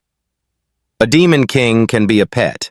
Vo Sung saw him, and her face brightened with joy, her eyes shining. She really was a lost cause when it came to handsome men. She clasped her hands and bowed respectfully. "Junior Vo Song pays respects to Senior Diep." Trung Tan was quite pleased to see her and replied cheerfully, "Fairy, it's you. It's been a few days. Why are you here today?" Vo Song stepped out, gesturing toward the Holy Lord, explaining, "Senior, this person is an elder in my family. I saw the painting you sold me earlier and felt such admiration, so we came today to pay a visit." The man stepped forward and bowed. "This old man, Trung Huyen, pays respects to Senior Diep." Trung Tan hurriedly stepped forward to support his arms, smiling. "Old gentleman, please rise." Trung Tan thought to himself, an elder of the fairy, could he also be a cultivator? He pulled out a folding fan and snapped it open with a flourish, using it to cover his mouth, secretly gloating. "Although I have no spiritual roots thanks to my exceptional painting talent, I am worthy of being called senior by an elder with such a refined, immortal aura." He suddenly realized there was one more person and turned to ask, "Ninth Princess Miss Yen, who is this?" Manor Lord Liu began to cough, trying to introduce himself. "This old servant is," but was cut off by the 9th princess. "Old Tran he is. old Tran, a steward in my family, who came here to find me. Hearing this, Trong Than rushed over and pulled Manor Lord Liu forward to the surprise of Bang Tam. He dragged him to the side. That's great, I've finally waited for someone to arrive, Trong Tan whispered into Manor Lord Liu's ear. You came here to take the young lady home, right? The man nodded. That's right, which made him very happy. He opened his fan again, his expression serious. Trong Tan stood before everyone and called out, Everyone come in. He then walked inside, not forgetting to turn his head to add, Come in for a cup of tea, you're all invited. Truong Huyen Chanyan was overly joyful, saying loudly, Many thanks, senior, and thinking to himself, My fated opportunity has arrived. He gently reached out and pushed the door slightly. Trong Than and Black Emperor went in first. Standing by the door, he happily invited everyone into the backyard. The two young women were a bit hesitant as they walked in together. Outside the door, the two old men were still standing there, hesitating. Afterward, they stepped toward the door together but were blocked by an invisible barrier. The immense pressure left them both extremely shocked, not knowing what it was. Truong Huyen Chanyan said, Could this be the legendary defensive seal that only the purest Taoist energy can create? Liu, Manor Lord replied, But a barrier of this intensity. It cannot be created by anything less than an ancient holy relic. The two masters stood there puzzled. The Ninth Highness's cultivation is low, so she wasn't repelled by the barrier, but our profound power is being blocked on the outside. Realizing something, Trong Tane turned back puzzled. You two, what's wrong? Hurry up and come in. Just then, a willow leaf drifted down and gently touched the barrier. Only then did the barrier shatter. The two big shots fell inside and looking at the scene. Just then, a willow leaf drifted down and gently touched the barrier. In an instant, the protective barrier shattered. The two big shots stumbled inside. Seeing the scene, the two old men stumbled and fell face first. Trong Than couldn't help but wonder, what on earth happened to you two? The two men hurriedly sat up and offered a sheepish smile, blaming their age for being unsteady on their feet. From the outside, this place looked like a normal villa, but in the eyes of cultivators, the scene before them, the picturesque landscape and the dense, profound spiritual energy felt like a saint's sacred heaven. These two, who could be considered the top experts of this realm, were left gaping in awe at what they saw. To name just a few things, the Black Dog Demon King nearby and the willow tree exuding such dense aura, it was clearly an ancient demon tree. Even the table and chairs they were sitting on to drink tea were imbued with Tao aura. The two elders looked around, their jaws dropping, only able to exclaim, It seems we've arrived at an absolutely incredible place. Trong Tan turned and said, Please make yourselves comfortable. I'll go get some tea leaves. When guests visit, there must be tea and snacks. By now, the four of them were sitting around the tea table next to the demon tree. The sect leader of Liu Fu then leaned in and asked, Sect leader Truong Huyen, what do you think of this young senior? Both were trembling with excitement. The Saint Master replied, I knew the senior was a great expert, but I never imagined it would be to this extent. Glancing back, the Liu Fu sect leader added, Exactly. An ancient demon tree like that only exists in 10,000-year-old forbidden lands hiding immense opportunities, yet here it's just casually planted in a small garden like this. He placed a hand over his heart, struggling. Just sitting under this tree, the pressure alone is making it hard for me to breathe. Beside him, the cultivator Trong Huyen wasn't doing much better. He encouraged himself, Hang in there. This must be a test the senior has set for us. Suddenly, to the left, something inside the house caught his eye and made his gaze flare up. It was the allure of the go board nearby. As a master player himself, he couldn't help but be stirred. Saint Master Trong Huyen slammed his hands on the table and stood up abruptly. He walked toward the go board, laughing aloud as he approached. He couldn't hide the joy on his face, saying, As expected, Senior Diep is also a master of go-seeing. The elder's excitement, Bang Tam hurriedly warned, Careful, elder! But it seemed too late.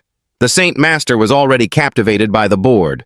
The Go board exuded intense spiritual energy with a blinding golden light. He stared at it in utter shock, pointing and stuttering, unable to speak. Faced with that immense power, Saint Master Trong Huyen could only gasp, This board, it's like it's teaching me something. From within his consciousness and his vision, scenes of war and blood appeared which he called the impermanence of war. Then scenes of water rivers and crashing waves appeared known as the formlessness of water.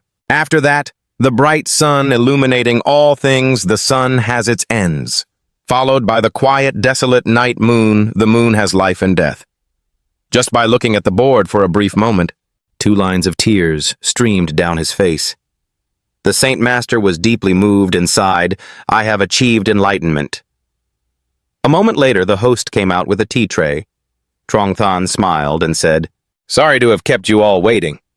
He was slightly surprised to see all 4 of them staring intently at the go board and asked, "What's wrong with you all?" Saint Master Truong Huyen saw him come out and ran over, bowing respectfully with both hands. "Senior, may I ask what formation is this go board?" Hearing the word formation, Trongthan didn't have a clue and replied, "Formation." "This is just a drawn game." The 2 master experts heard this and were shocked, exclaiming in unison, "A draw! Just one word, draw!" It sent the Liufu sect leader into a state of realization.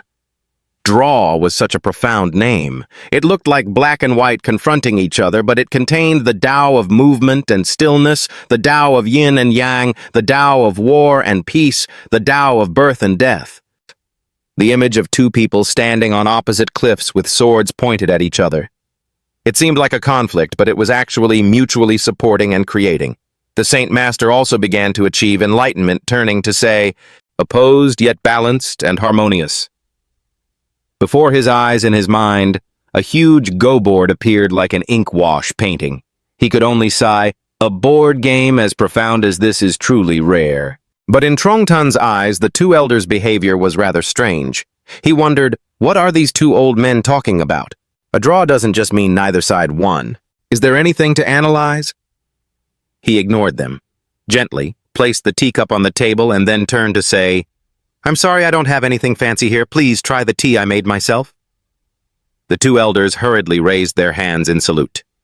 Cultivator Trong Huyen stroked his beard, thinking, "A legendary figure like Senior Diep even makes his own tea. It seems he's also an expert in the tea Tao." He suddenly remembered that his sect happened to have some tea leaves passed down by their founder, made from the crumbs of an enlightenment leaf. Perhaps he could gift some to the senior. He continued stroking his beard, musing, "An enlightenment leaf is a divine object for cultivation. Even the crumbs are worth a fortune, hard to find. Surely this could help get closer to the senior." But when the tea was just... He set down the moment the cup touched the table. A wave of great Tao light radiated out. In their eyes, a blinding golden light appeared, making them all wonder what it was. Of course, in Truongtan's eyes, nothing at all was happening. The 2 elders looked at the leaf he was holding in his hand, ready to put into the tea, and were terrified. Is that a whole enlightenment leaf? Both of them? They were seeing a complete enlightenment leaf for the first time. They had only ever seen fragments before. It truly was the extravagance of a great expert. Trongtan's relaxed demeanor exuded the aura of an immortal. Saint Master Tai Hien observed closely, thinking, "The first infusion of the enlightenment leaf, all the spiritual energy on the surface of the leaf will blend into the water."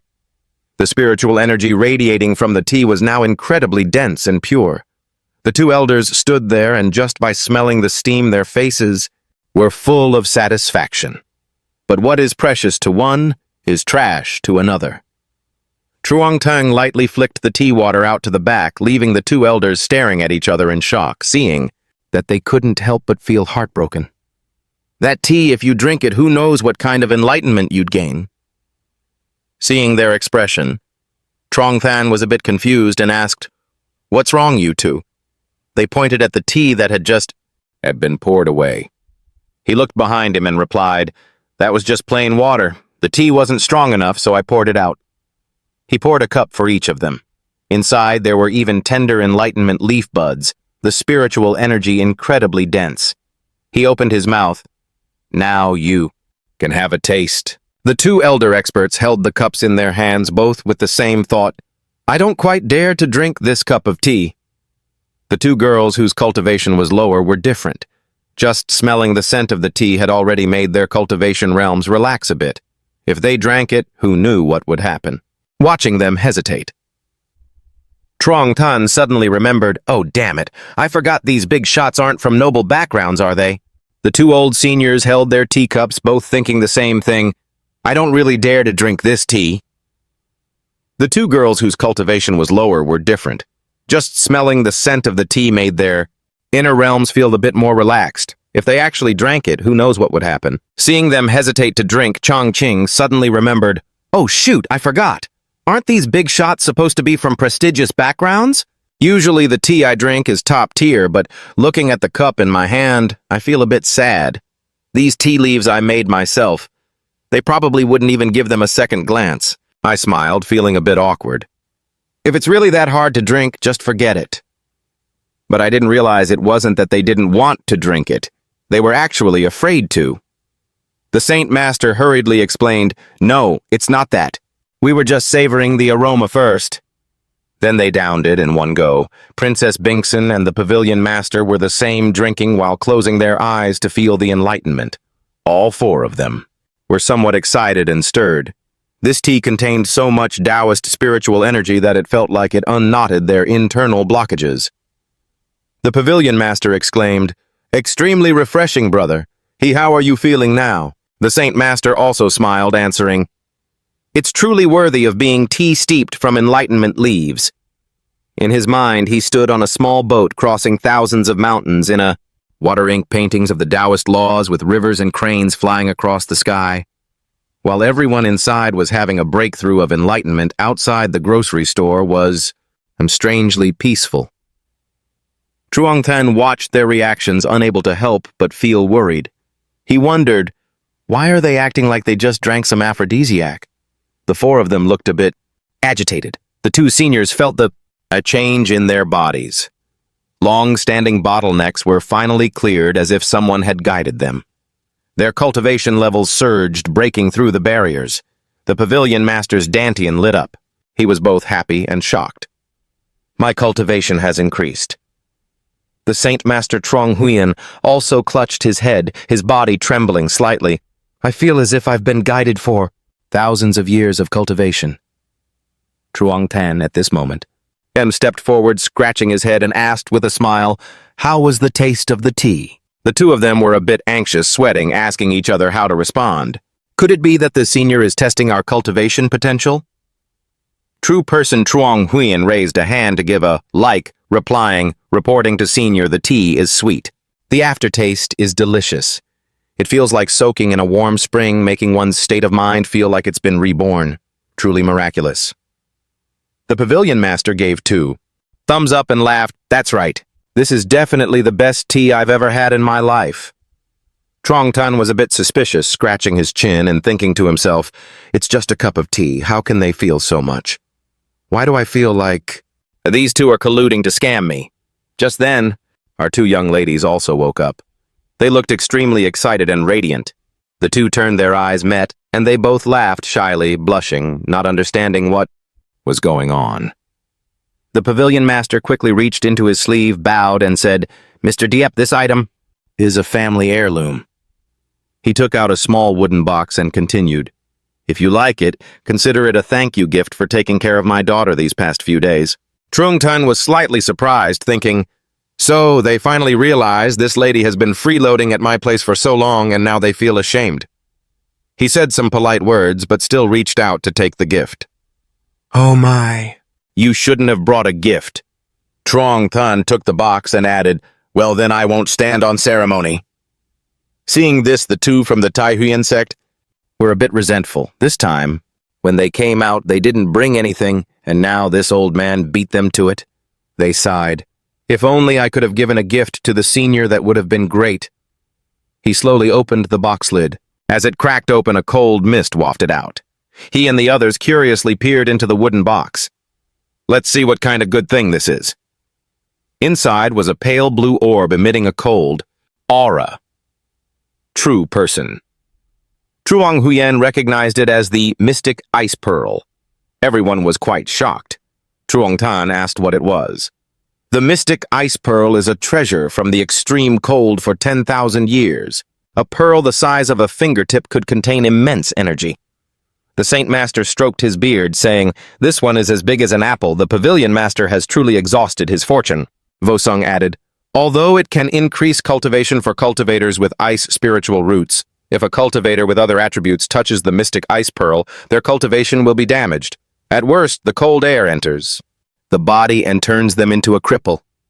Bingsin trembled, thinking to herself, "I'm just standing next to it and I already feel chilled to the bone." Seeing Trong Than about to reach out and grab the pearl, the two girls hurriedly and frantically shouted in unison to stop him, "Senior, don't! It's dangerous!" But at that moment, he had already grabbed the pearl with one hand without a second thought, then held it up to admire it, saying, "It's so cool, this thing!" Seems to be a self-cooling device. Thinking of the hot summer, Trong Than couldn't help but get excited. "Not bad, huh? In the summer, I'll take this ice block out to cool down some fruit. It should sell really well." The mystic ice pearl, through his words, was reduced to just an ice block, shocking all four of them. The Pavilion Master turned and said, "We wouldn't dare touch that thing, but in Senior's hands, it's just like a toy." The Saint Master agreed.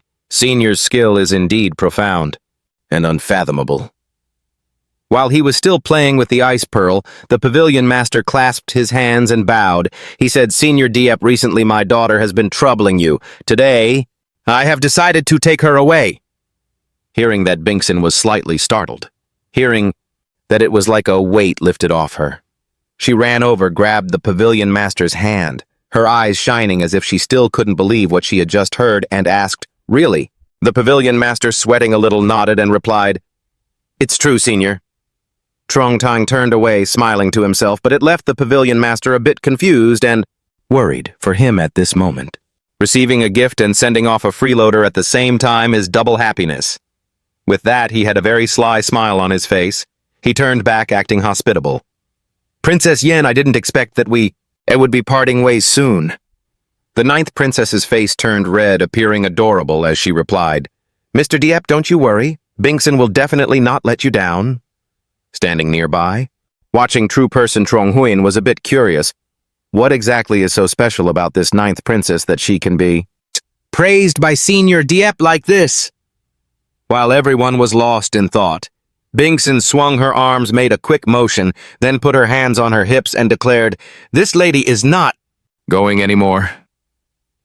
Trong Ten heard this like a bolt of lightning. His whole body went numb and petrified. She bowed and continued, "Mr. Diep, don't worry, Bingsin will definitely not let you down." Having said that, the ninth princess spread her legs, then turned around, pointed, and told the Pavilion Master, "You go back and tell my parents to tell them not to miss me. I'll be staying with Master Diep for a while longer. I'll let you know when I decide to head back." This shocking announcement left Trong Tan panicked. He was just trying to get rid of her. He had no romantic feelings for her at all. Suddenly, a dark thought crossed his mind. "Young miss, aren't you afraid that on a clear moonlit night I might just cook the raw rice with you?" "Is that so?" Liu Lao was a bit moved, hesitating as he spoke, seeing that Trong Tan grew anxious, terrified that the old man might actually agree. He quickly raised his hand and feigned a coughing fit to trigger his guest-expelling tactic. He turned to Bang Tam and said, "Miss, showing filial piety is of the utmost importance. If you truly enjoy being here with me, you should go back to your parents for a while and then return later." Trong Huyen Chan Yan, standing behind, chimed in, "I remember when I was your age, my own parents had already passed." "Away," he added, stroking his beard. "Young lady, you are still so young. You should cherish this family bond." Bang Tam felt a bit unwilling, still wanting to stay by his side, so she hesitated. Truong Tan immediately grabbed the calligraphy brush resting on his desk, and with an elegant, ethereal air began to write a 5-character quatrain. Each line evoked a vivid scene, Huyen Tao Sing Duong Zhai, the image of daylilies growing by the hallway, a symbol of a mother's love in a peaceful village. Du Tu Han Tien Nhai, the image of a wandering child traveling to the ends of the earth far away from their mother. Tu Theni Duong Mon, the image of parents leaning against the doorway looking out towards the path, where their child has gone filled with longing.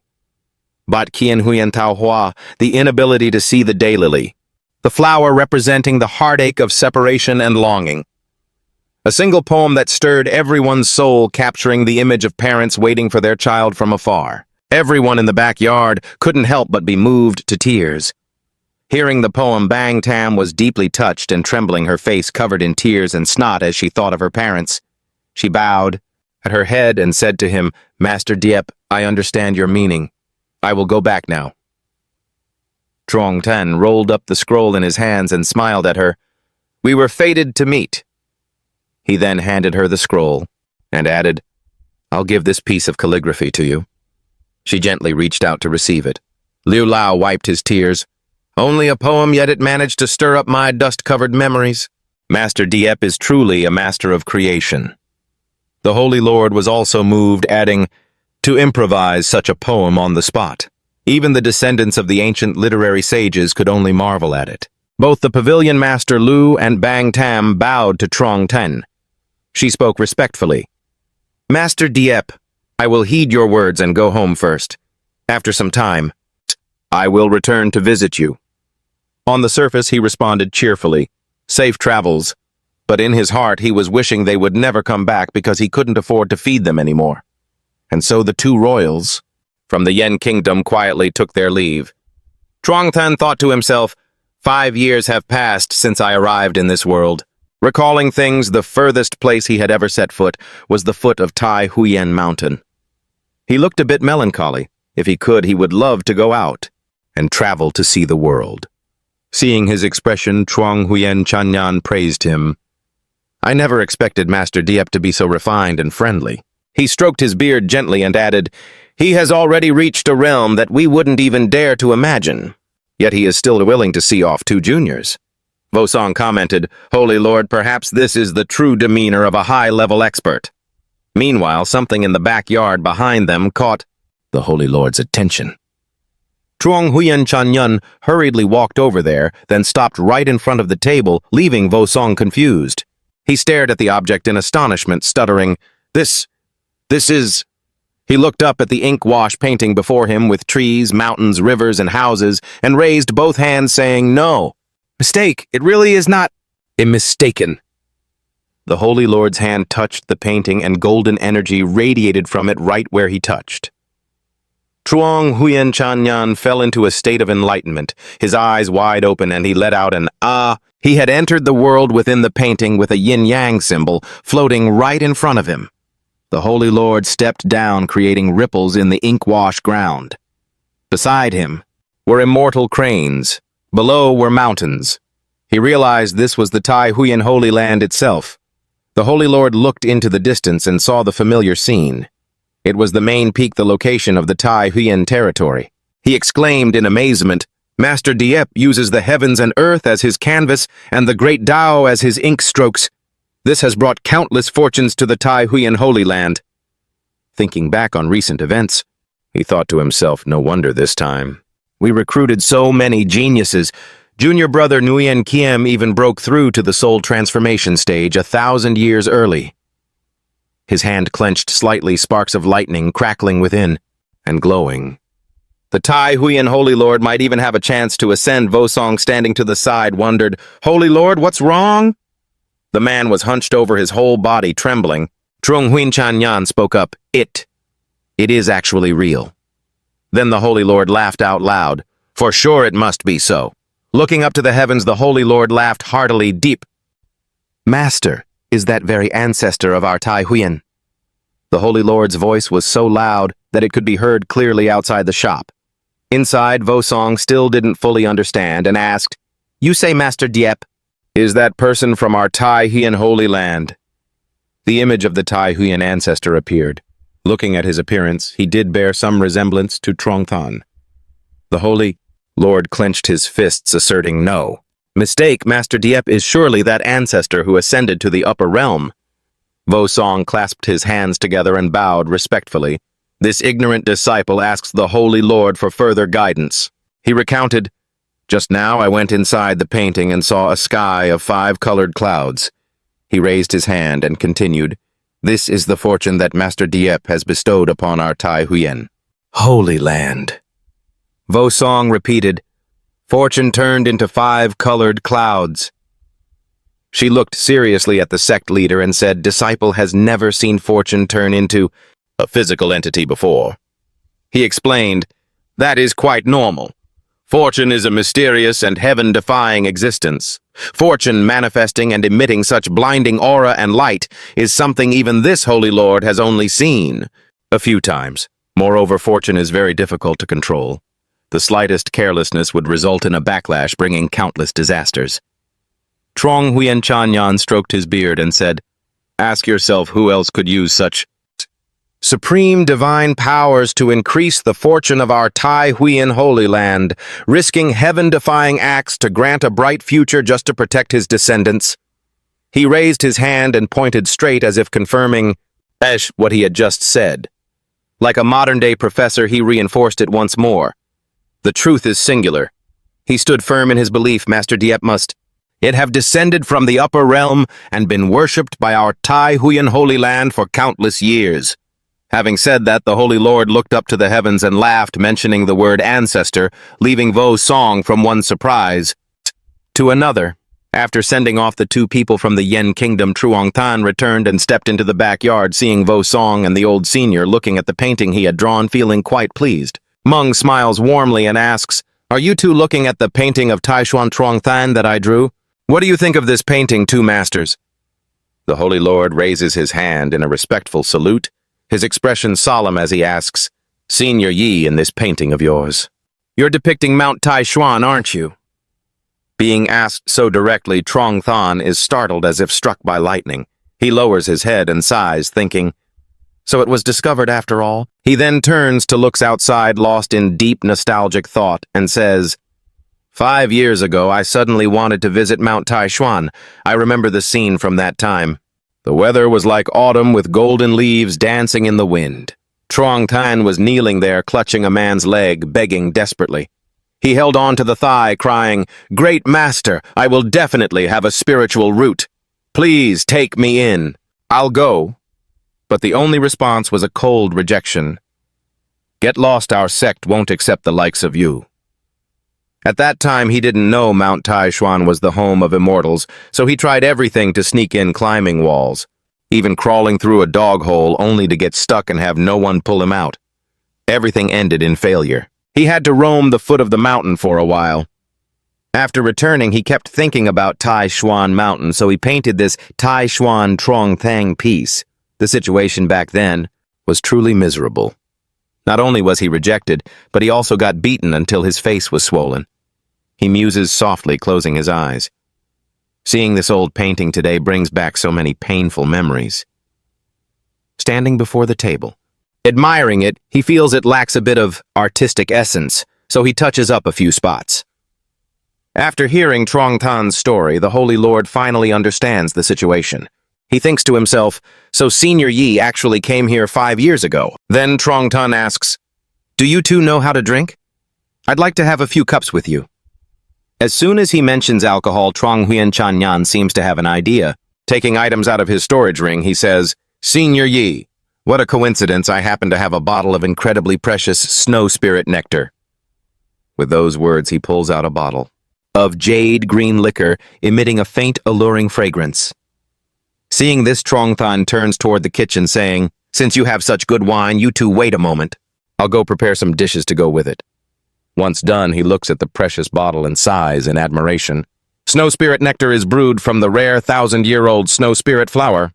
It blooms once every 1,000 years on the snowy peaks. It's worth more than gold. The Holy Lord raises 3 fingers, explaining, "Ordinary people can't handle this nectar. At most, I can only manage 3 cups. If it weren't for Senior Ye's high spirits, I wouldn't have dared to bring it out." A while later, Trong Tan finally walks out from the kitchen.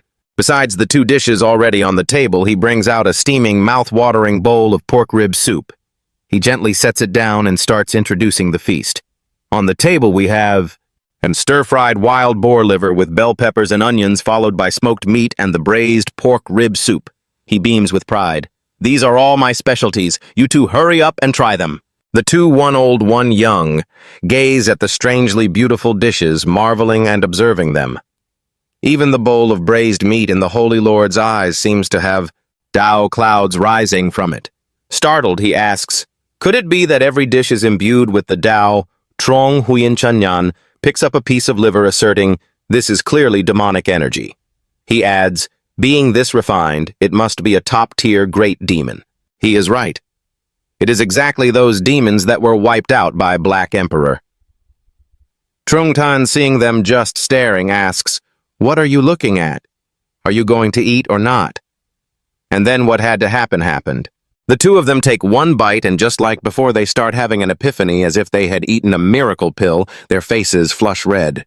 And they give him a thumbs up praising his cooking as top tier. It gives Trung Tan a fright. He thought they were going to complain again. The Holy Lord eats heartily, thinking, the flesh and blood of a top-tier great demon can even rival spiritual elixirs. He takes another sip of wine. Combined with the snow spirit nectar, the effect is unimaginable. Looking at the Holy Lord, who is enjoying it so much, he seems to have entered a fairyland immersed in the energy of the great Tao, unwilling to break away. Vo Song also drinks a cup, but since her cultivation is still low, just one cup. Makes her exclaim how good the wine is, her expression becoming a bit hazy, and she flops onto the table. Truong Than stands there worried. Just one cup and you're already drunk. Don't go faking it at my place. The Holy Lord looks over and laughs. Nah, is too reckless. He thinks whether it's the food or the snow spirit nectar, this isn't something a little golden core cultivator like you can handle. He turns to Truong Than and smiles, inviting him, come senior, don't worry about nah. Let's keep drinking. And so two men, one old, one young, a cultivation master who doesn't know he's a master and a sect leader of the Holy Land drink together. Truong Than drains his cup, turns it upside down and asks, Old Ha, taste this wine. It has a bit of a herbal scent. It must be good for health, right? The Holy Lord smiles brightly and replies, Senior is truly discerning. Truong Than gently places the cup on the table and asks, well, as they say, no reason, no knock at the door. You've already brought health-promoting wine as a gift. If you have a request, just say it. Truong Than simply thinks that as long as money isn't involved, everything is easy to talk about. Even though he's been seen through, the Holy Lord still acts cautious. Well, I won't hide it anymore. Senior Ye's painting of Tai Xuan Truong Than is truly masterful and exquisite. The old one hesitates, wondering whether to ask directly or beat around the bush, afraid of displeasing the senior. The younger one is simpler. Since he's drunk the man's wine, he must show him respect. The Holy Lord just raises his hand to ask, but Truong Than happily interrupts. Then I'll just give you the painting. He smiles with a hint of pride. That painting is considered one of my masterpieces. If you like it, you can have it. Hearing this, the Holy Lord reflects. With the senior's past identity, he couldn't possibly be unaware of what this painting means to the Tai Xuan Holy Land. If he gives me this painting, it means the senior has already recognized my identity as the Holy Lord of Tai Xuan Holy Land. The Holy Lord's eyes light up, his hands raised respectfully, thinking, thank you for your protection. Ancestor, this disciple will definitely fulfill the mission to keep Tai Xuan prosperous for 10,000 years. Conversely, Truong Than is slightly worried, just wanting to stay away from these cultivation people. Night falls, the moon is bright and the wind is cool. Inside the Great Yen Imperial Palace, the Emperor is standing there. Someone enters to report that the Princess and Lord Liu, head of the Knight's Mansion, have arrived. The servant bows respectfully and reports, Your Majesty, Lord Liu has used the teleportation array to return to the palace this time. It must be an urgent matter that needs reporting. The ninth princess walks in and waves. Daughter pays respects to father.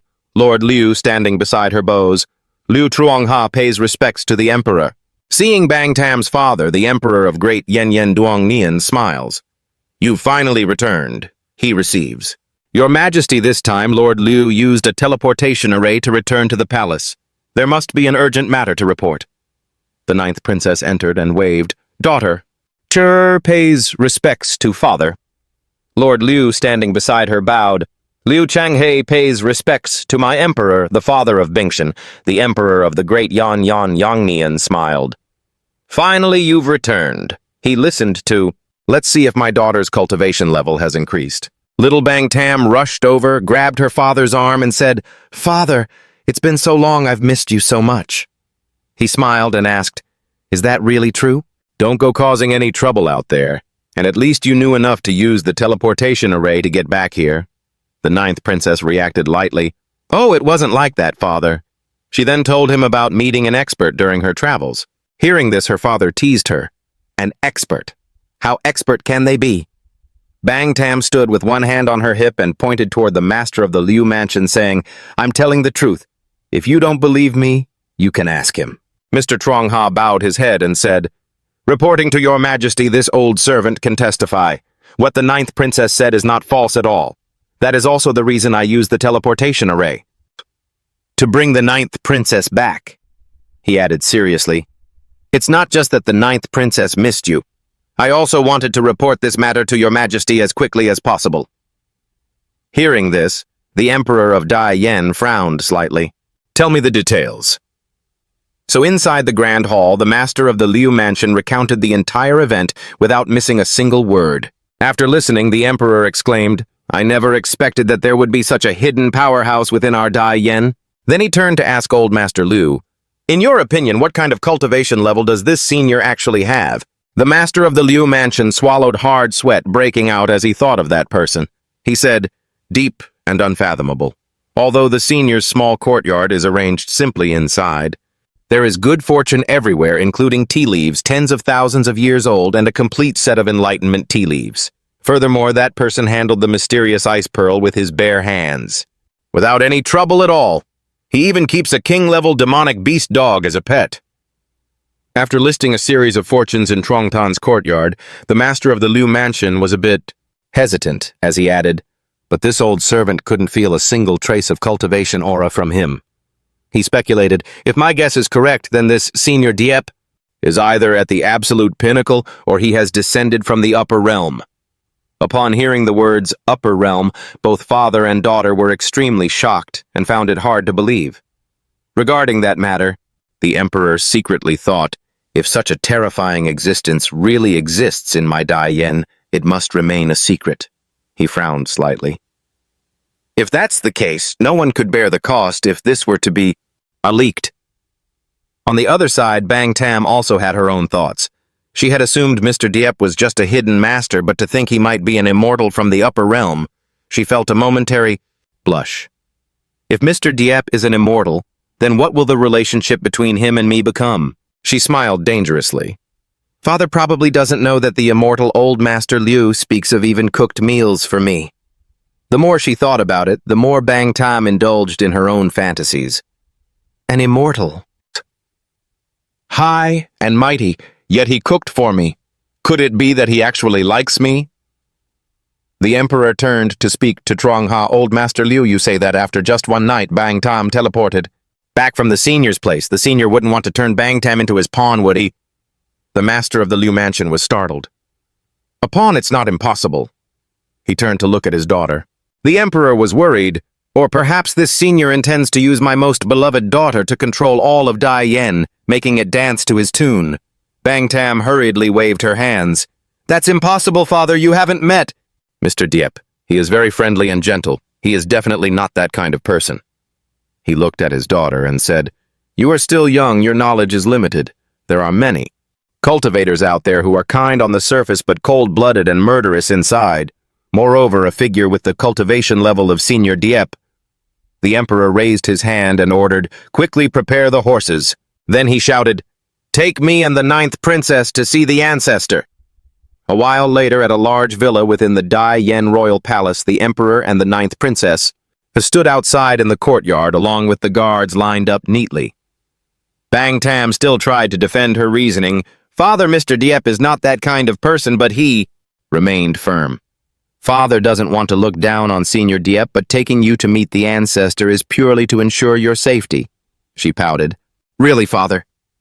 He could only smile bitterly. After all, Bang Tam is the child he cherishes the most. But she thought to herself, I know I'm not worthy of Mr. Diep, but I cannot let others suspect him, not even father. Understood. The emperor laughed out loud. Remember the year you were born, you had an ultimate grade spirit root. The ancestor came out of seclusion for you for the first time in 100 years, shaking the entire palace. At that time, the ancestor of the Yen kingdom lifted you to the sky and declared, This child is extraordinary. She will surely make Dai Yen flourish. and named you Bang Tam." The soldiers below shouted in unison, "Dai Yen blessed for 10,000 years." He patted his little daughter's head and added, "You are also the only one among all the princes and grandchildren to be highly regarded by the ancestor." The emperor smiled. "Father must guarantee your safety." From inside, a voice echoed, "Bang Tam, you've returned. Come on in." Upon hearing the summons, Emperor Duong Nien and the 9th Princess Bong Tam entered the grand hall. Both immediately clasped their hands together, respectfully bowing. "We pay our respects to the ancestor of the Dai Yen kingdom." It was an old man with white hair standing there. He was Yen Thian-sun, the great ancestor of the Dai Yen kingdom. He looked at his granddaughter and smiled. "It seems Bang Tam you encountered. Great fortune and destiny during this time away from the capital, right?" Bang Tam politely replied. "Ancestor, I met a senior at the Tai Huiyan Sacred Palace. Everything was guided by that senior." Yen Thian-sun stroked his beard and asked, "What kind of senior is he? Tell me." She thought for a moment, trying to find the right words. "The master's expertise is in zither chess calligraphy and painting. Other things Bang Tam had never seen before." Old man Thian-sun laughed. "Is it that hard to describe?" She replied, "Not exactly. It's just that the senior has never revealed anything to me. I only know his surname is Deep, and his name is Truong Tan." The old man frowned slightly, thinking, "Surname Deep, name Truong Tan? Huh." The ancestor of the Yen kingdom repeated the question, trying to remember if he had heard that name before. Suddenly he was startled as he looked at his granddaughter. From Bang Tam's body one could see intense streams of aura intertwining. He stroked his beard intently and said, "I have never heard that name, but I see that in the ice attribute energy within Little Nine, there is some complex fortune. Perhaps it is because she has been with him for so long that she was influenced. This person also has quite a bit of power." The emperor presented, "Reporting to the ancestor, both the master of the Liu Mansion and Bang Tam have met that senior." Old man Thian-sun demanded he explain further. The emperor recounted the words of the master of the Liu Mansion, talking about how he has so much good fortune in his small courtyard that he keeps a black demonic king as a pet. Hearing that, Lord Liu's account of how he found so much fortune in that small courtyard that he even kept a black demon king as a pet. Hearing this, the ancestor was a bit surprised, never expecting that such a terrifying figure would exist within the Tai Huiyan holy grounds. This was exactly what made the emperor anxious, fearing that the Yan kingdom would be controlled by Master Diep. The emperor bowed and begged the ancestor to check Bang Tam to ensure the girl's safety. Thian-sun found this reasonable, so he called the 9th princess over, preparing to cast a spell to examine her. He placed 2 fingers on Bang Tam's forehead, then channeled his spiritual energy into her body. Under this influence, a burst of energy that had been lying dormant within the 9th princess erupted, radiating an incredibly intense aura. The emperor was startled and shouted in shock, "Why? Are there 2 distinct flows of energy?" The ancestor was also deeply astonished. Top-tier water attribute Little 9th you actually have dual spirit roots. Looking at his granddaughter, who was glowing with vitality, the ice and water spirit roots complementing each other, he wondered, could it be because of that person? He still found it hard to accept, and that such a thing was possible. He never thought that person could actually grant Bang Tam another spirit root. Even she herself couldn't believe it. She didn't expect to have dual soul spirit roots. At this point, the ancestor could no longer remain calm and demanded that Bang Tam tell him every detail about that man. She honestly recounted how Master Diep truly possessed profound, vast, supernatural powers, just as her father had said.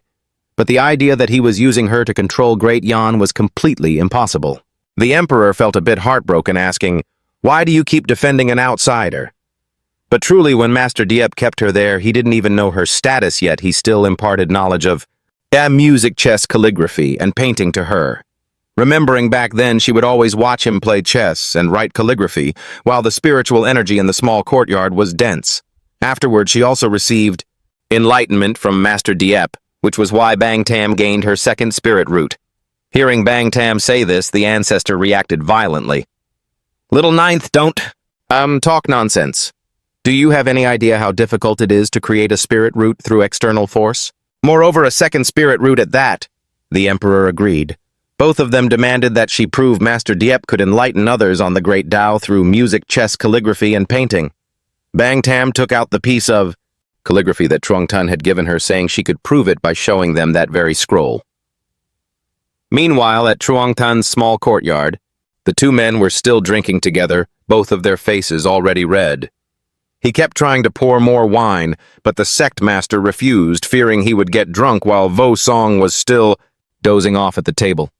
Truong Tan smiled and said, "In that case, I'll finish mine. Please go ahead. You can't force wine on anyone." He thought to himself, "Only half a bowl and he's already drunk. This old man is really weak." Then the sect master's eyes lit up, mentioning the chessboard, she placed in the courtyard with its mysterious setup. He asked, "I'm sure your chess skills must have reached the peak, right?" Truong Tan continued pouring wine, modestly replying, "Just a little bit." Hearing this, Truong Huyen Chanyan thought for a moment, and an idea sparked in his head. He turned around and proposed, "Senior, this junior has a peerless endgame puzzle.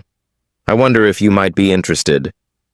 He was also shy to refuse, so he replied, "Let me have a look then." The sect master took a scroll from his robe and slowly opened it. He held it up for him to see and said, "This is a formation called 4 Dragons Spouting Water." Handing the chess puzzle to Truong Tan, the sect master smirked, thinking, "That old man at Tuthan Holy Land has used this formation to suppress me for hundreds of years. I wonder if Master can solve it." With the cool breeze blowing and leaves rustling on the table under the chessboard, Truong Tan focused intently on the formation. The sect master stood by, hoping for a single word of guidance.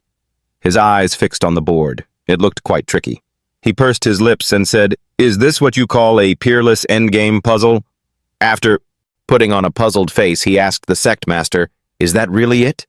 You don't think much of it?" Truong Huyen Chanyan replied, "That's right, for decades this junior hasn't been able to solve it."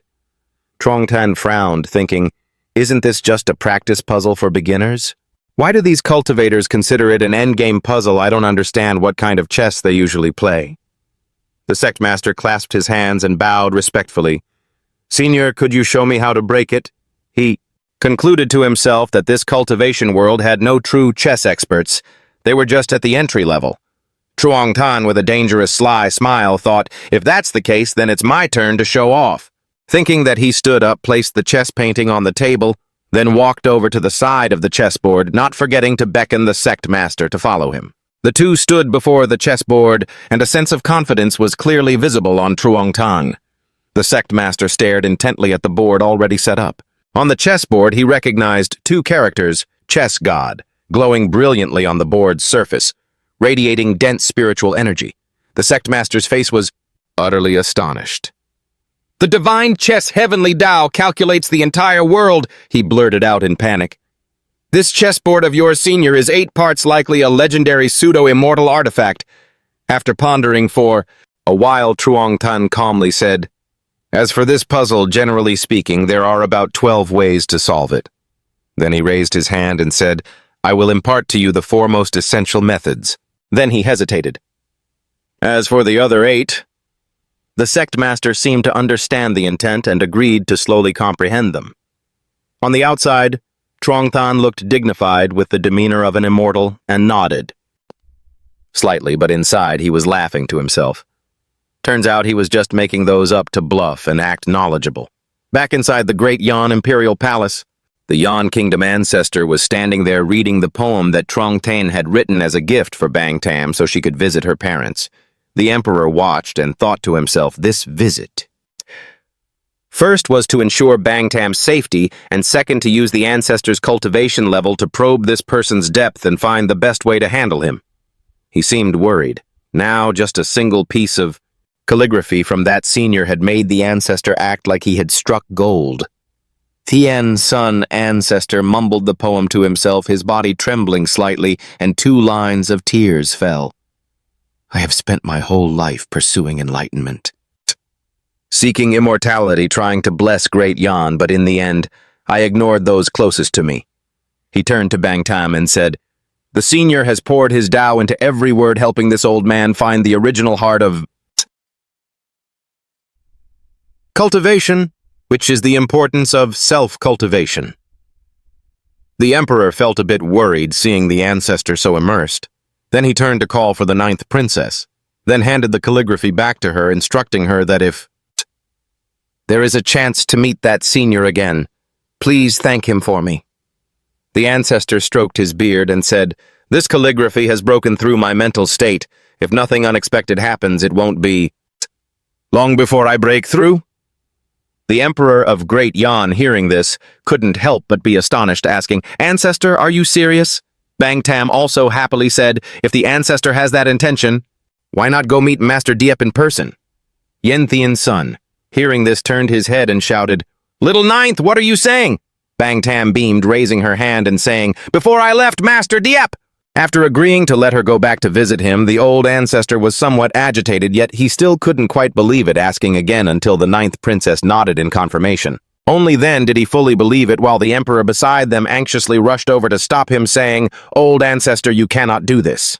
"I feel like there's something suspicious about this matter, Emperor," he presented. "This man has a high cultivation level, but how could such a good thing exist in this world? Not only did he grant her a second spiritual route, but he also allowed her to visit whenever she wants." He remained cautious. "Powerful beings often use mortals as chess pieces to set their schemes. I fear this man is using Binkson to lure the old ancestor into a trap." The old ancestor was not hearing any of it. "Enough!" the Tian Shan old ancestor roared. "It is a disgrace that you, the Emperor of Great Yan, possess such a narrow mind." He spoke with anger. "The senior who bestowed a peerless genius upon Great Yan, you dare to doubt his intentions. How truly ridiculous!" Binkson stepped forward to defend him. "Old ancestor father is not like that. He is only acting out of concern for the safety of Great Yan." The Tian Shan old ancestor stepped past them, shooting a glance. If it weren't for that reason, an emperor like him wouldn't be worth much. Seeing the emperor looking a bit frightened, the old ancestor furrowed his brows. "Yang Nian," he said, "you haven't reached that realm yet, so you don't understand." He continued, "Using the weak as chess pieces is merely a tactic for those who are stuck. Those who hit a bottleneck and cannot break through, so they use such methods to find a way to cross the barriers of heaven and earth. As for this senior, in terms of both cultivation and state of mind, he has already reached the absolute peak. One who reaches this level can be called a reclusive master." He said solemnly, "Compared to plotting schemes, they prefer to live in seclusion among the common folk, smiling as they watch the world go by."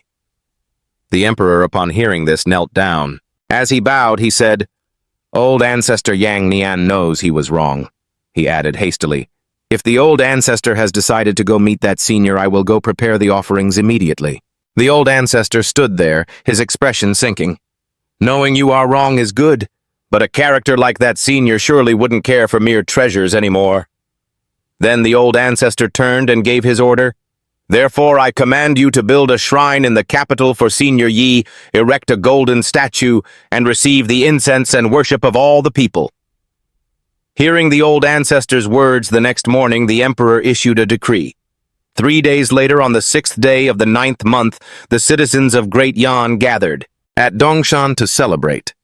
The entire populace heard the news and talked endlessly. They whispered to each other about the city-wide construction of a temple named Truong Tan Temple in just 3 days. At the same time, a spy, dressed in black and wearing a mask, was listening in. Realizing something was strange, he decided to return to report to his own sovereign, on the side of the Great Jia ancient kingdom, one of the cultivation nations. Near Great Yan, inside the palace, the emperor of Great Jia was holding a piece of paper, asking, "I heard Great Yan is building a Trongthan temple. Do you know what they are planning?" The ministers were in an uproar. They discussed it most, thinking it had to do with the prosperity and longevity of the nation's destiny. Others argued it was just a smokescreen by Yang Nian. A minister spoke up. "I implore your majesty to send men to Great Yan to investigate the truth." At the same time, in the ancient Chen kingdom, as the sky was turning dark, the entrance to the main hall was lit up. Inside, the emperor raised his hand and slammed it onto the table, roaring, "Those spies! What are they doing? They haven't even investigated clearly. What use are they to me anymore?" A court official below said, "Your Majesty, please calm your anger. Although we do not know the identity of Senior Ye building a temple and casting a golden statue to receive incense, This kind of honor is not something an ordinary cultivator can receive. He added, unless he is a master who has achieved enlightenment just one step away from ascending, or a supreme figure who has already ascended to the higher realms. The emperor looked down and asked, so, in your opinion, how should we respond to this? The official, full of determination, said, in my opinion, we must send a group of highly skilled spies to investigate this matter clearly. 3 days later, at the old ancestor's private residence, the Emperor of Great Yan stood in the courtyard. He bowed and announced that the construction of the temple for Senior Yi was complete, inviting the old ancestor to inspect it. A servant from within came out and said to Yang Nian, Your Majesty, the old ancestor is about to have a breakthrough. He has instructed you to be very careful in your work and not to make any mistakes. At that moment, several spies hiding on the roof heard what was just said. One turned to the other and whispered, Brother, did you hear that Yan Tianshan is about to have a breakthrough? His Majesty guessed right, it was not. Wrong after all. Another popped out and asked, Didn't His Majesty guess that this was a plot by Yan Yang Nian? It seemed things were getting confused. It turned out to be agents from Great Xia and Ancient Chen mixed in, with each other leading to arguments and a brawl. The Emperor, after hearing the instructions, turned to leave and ordered the eunuchs to prepare the palanquin to depart for Dongshan. On Dongshan, at the Truongtan Temple site, the citizens of Great Yan had gathered in large numbers. Following the decree, soldiers stood in line to maintain order. In front of them was a large statue, covered by a red cloth. Everyone wondered among themselves who the statue represented. Most thought this must be someone who had made a great contribution to the Great Yan Kingdom. They speculated it was someone from the Knight's office. The eunuch's voice rang out, His Majesty has arrived. The 9th Princess has arrived. Hearing this, all the people bowed and knelt to pay their respects to the Emperor and the Princess. Yan Yang Nian stood above and told the people, Rise. Standing before the statue, he began to speak. I know that in your hearts you are all wondering why I have organized such a massive event in the capital. Why? Build a temple to worship this Senior Ye Trongthine. He continued, This matter is extremely important. The only thing I can tell you is that Senior Ye has done a great favor for the Great Yan Kingdom, and this kindness will affect the national destiny of our Great Yan Kingdom for hundreds of thousands of years. Hearing this, the people were all extremely shocked, wondering what kind of existence this person really was. They all assumed that this Senior Trongthan might be an immortal. The various spies thought Great Yan Kingdom is protected by an immortal. Moreover, that old man in the imperial palace is not dead yet. They looked dangerous, whispering to each other to quickly return and report to their sovereigns. The Emperor of Great Yan ordered the Great Heavenly Master to begin the ceremony. As you command. The Heavenly Master took out a long scroll, announced the time and place of the temple's construction, and proclaimed loudly, Today the construction of Truongthan Temple is complete. As the Heavenly Master finished, the Emperor stepped forward. The Celestial Master unrolled a long scroll declaring the time and location for the temple's construction. He announced in a booming voice, The construction of the Truongthan Temple is now complete. As he finished, the Emperor stepped forward. Approaching the statue, they grabbed the red cloth and prepared to pull it down. Behind the cloth, the image of Truongtan was revealed standing in a rather peculiar, incredibly seductive and fit pose. With six-pack abs and a golden lotus throne beneath his feet, a dazzling halo radiated from behind his back. Spiritual energy emanated from the statue's armpits, looking like peach blossoms. It was unknown if they emitted a scent. The Emperor was extremely surprised. He shouted in panic, What is this? What is going on? The soldiers were also anxious, shouting in unison to protect the Emperor as currents of destiny spread throughout the temple grounds. Entering the bodies of the common people, everyone inhaled these energies. Everyone felt incredibly comfortable, their spirits refreshed and at ease. It was all radiating from the statue. The Emperor realized this was Tao energy the way. Even the statues of the literary sages had never shown such a phenomenon before. He wondered, could it be that Senior Diep, even as a statue, is a supreme existence? At the same moment, a dazzling light appeared in the sky, accompanied by dense Tao energy. Following that, 5 colored lights spilled down from that point of light onto the Truongtan Temple area. The people whispered, These things are here because of Senior Diep's statue bringing us blessings. In the sky at this moment, black clouds and thunder gathered. The celestial phenomenon was too bizarre. Everyone was extremely astonished looking up at the changes in space. Bang Tam asked, "Royal Father, this strange phenomenon has never been heard of." "Should I call Master Lu here?" He replied, "No need, just observe first." The black clouds slowly dissipated and the thunder vanished as the light grew increasingly blinding. Everyone shouted, "It's 5-colored clouds. Look over there." In the clouds, there were figures. Tao energy and spiritual aura covered the entire Truongthan temple area. From within the 5-colored clouds, figures slowly emerged, symbolizing the 4 arts: zither, chess, calligraphy, and painting, like celestial beings in heaven. The emperor exclaimed in terror, "Such a miracle could it be?" Because of the temple and Senior Diep's golden body.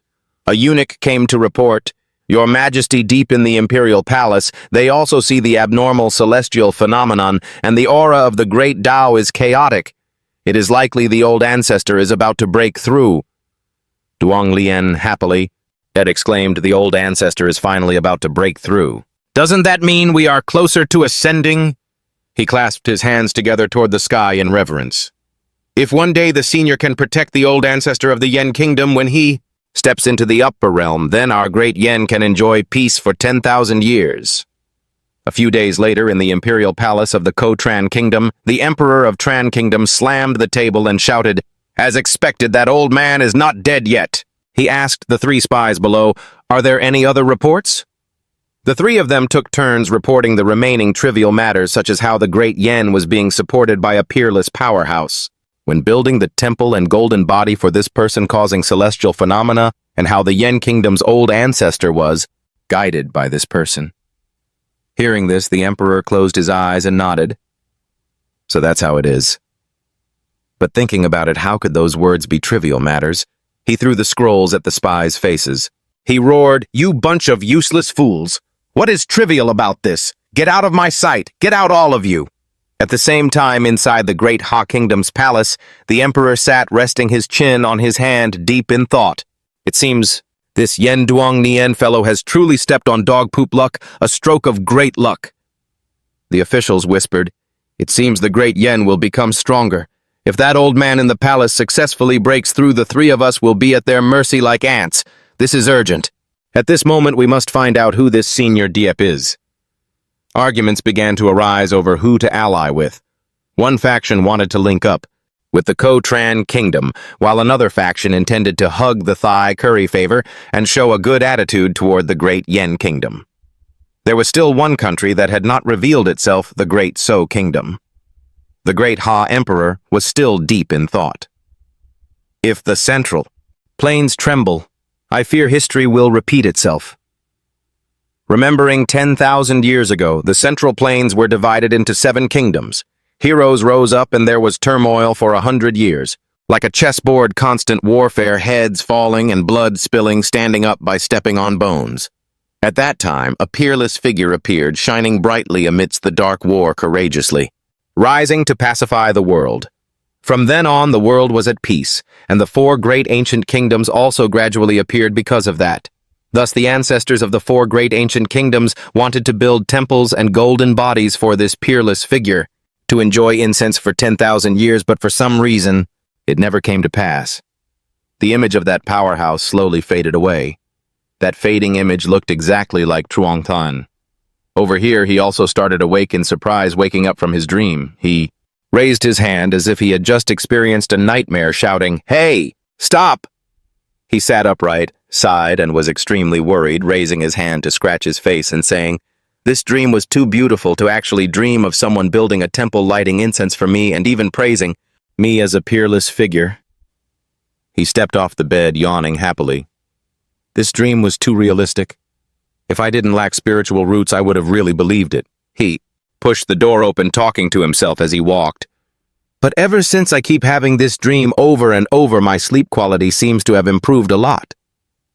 He secretly thought, that old man Ha Trong Hien has been gone for a month. He sat down at the tea table and pondered, I don't know if the old man has understood what is called the four dragons spraying water yet. He raised his hand a bit worried. The 4 ways to break it, I have already taught him everything. In the small courtyard just after waking up, he had to think about so many headache-inducing things from dreams to chess. Trongthan could only hold his forehead and sigh wearily. He reached out and grabbed the rock on the table, saying, "What kind of cultivation master is this that would even give me this gift? And there's this token on the side, too." He held both items up and looked at them, appearing confused.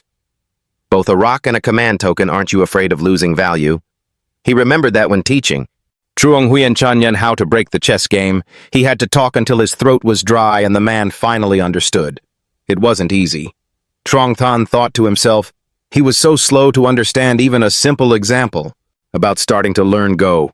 He exhaled, deeply lamenting, for the Tai Huyen Holy Land to have an elder like that is truly tisk-tisk.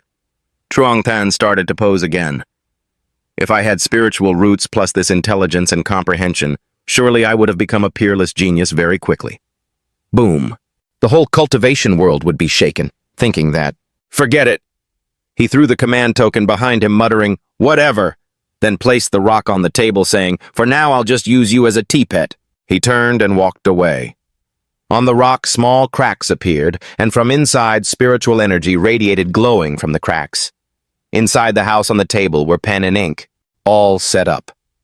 Truongthan stretched and said, "Early morning is the most important time of the day, time to practice calligraphy."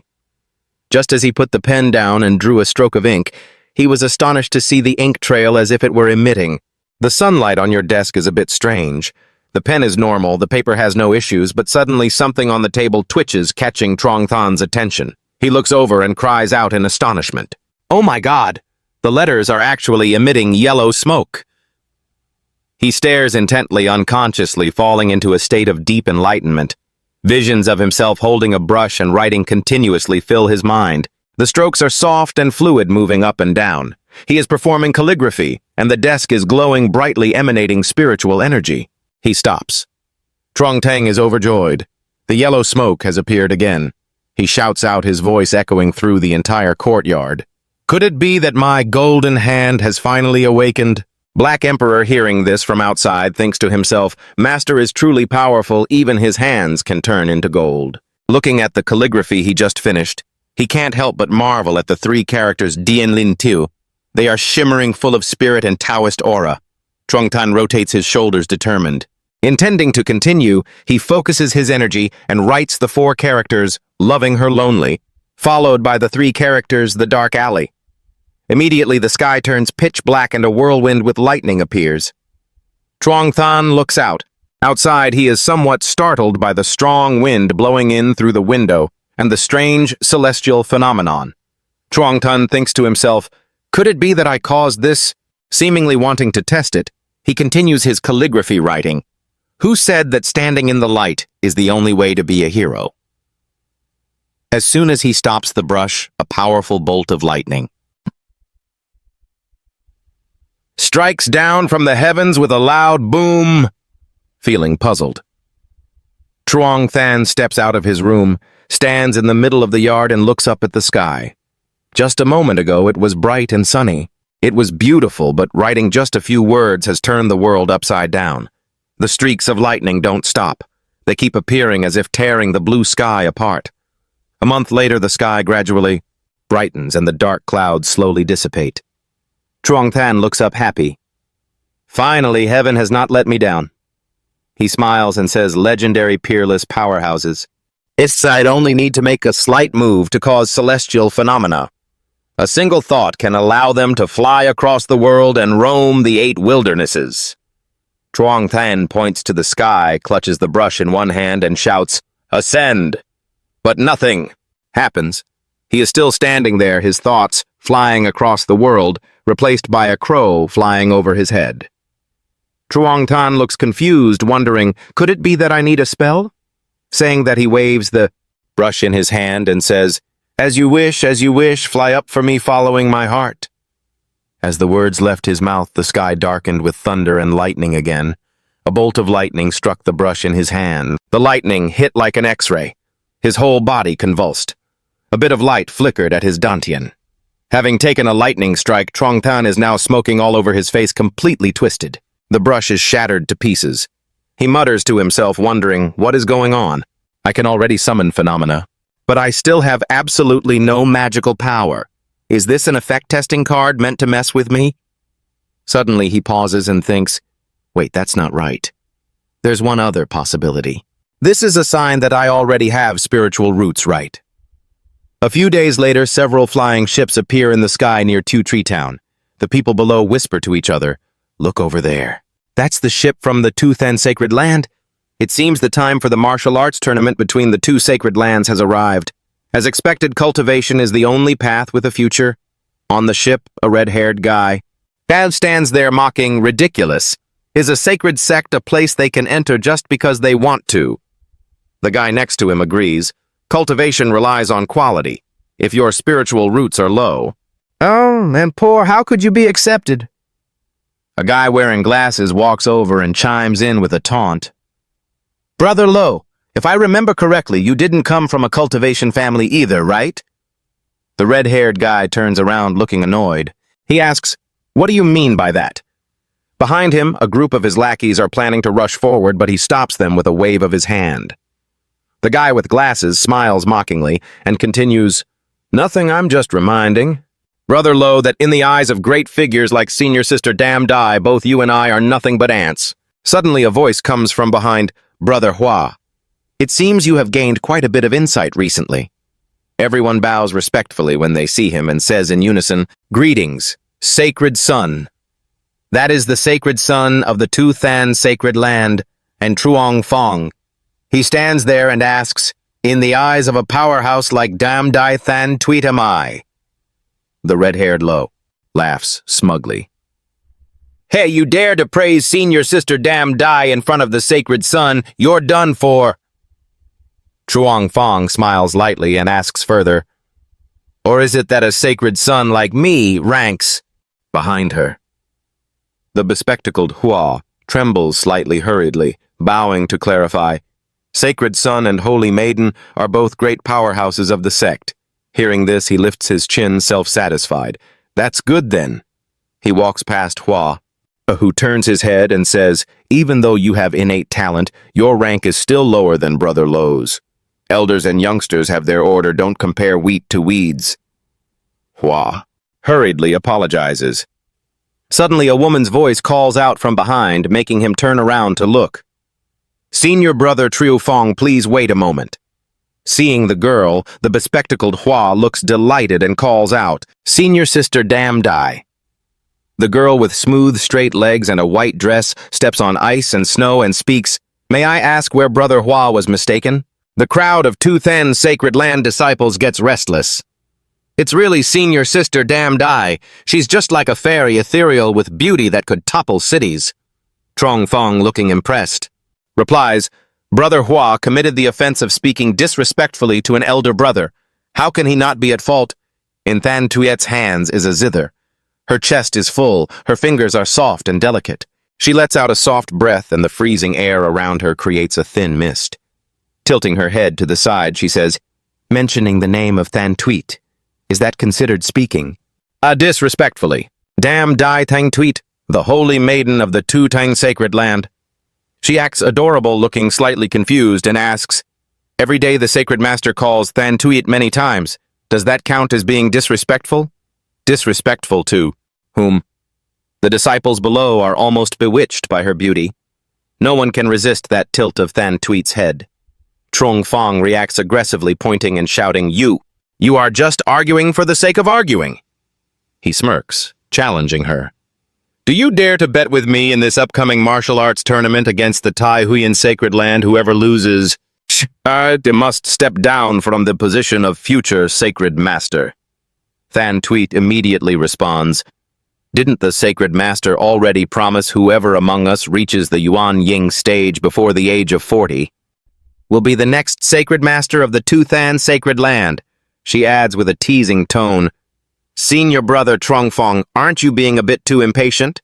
Hearing this, he can't help but feel annoyed and uncomfortable. Then Tweet's small ears twitch slightly.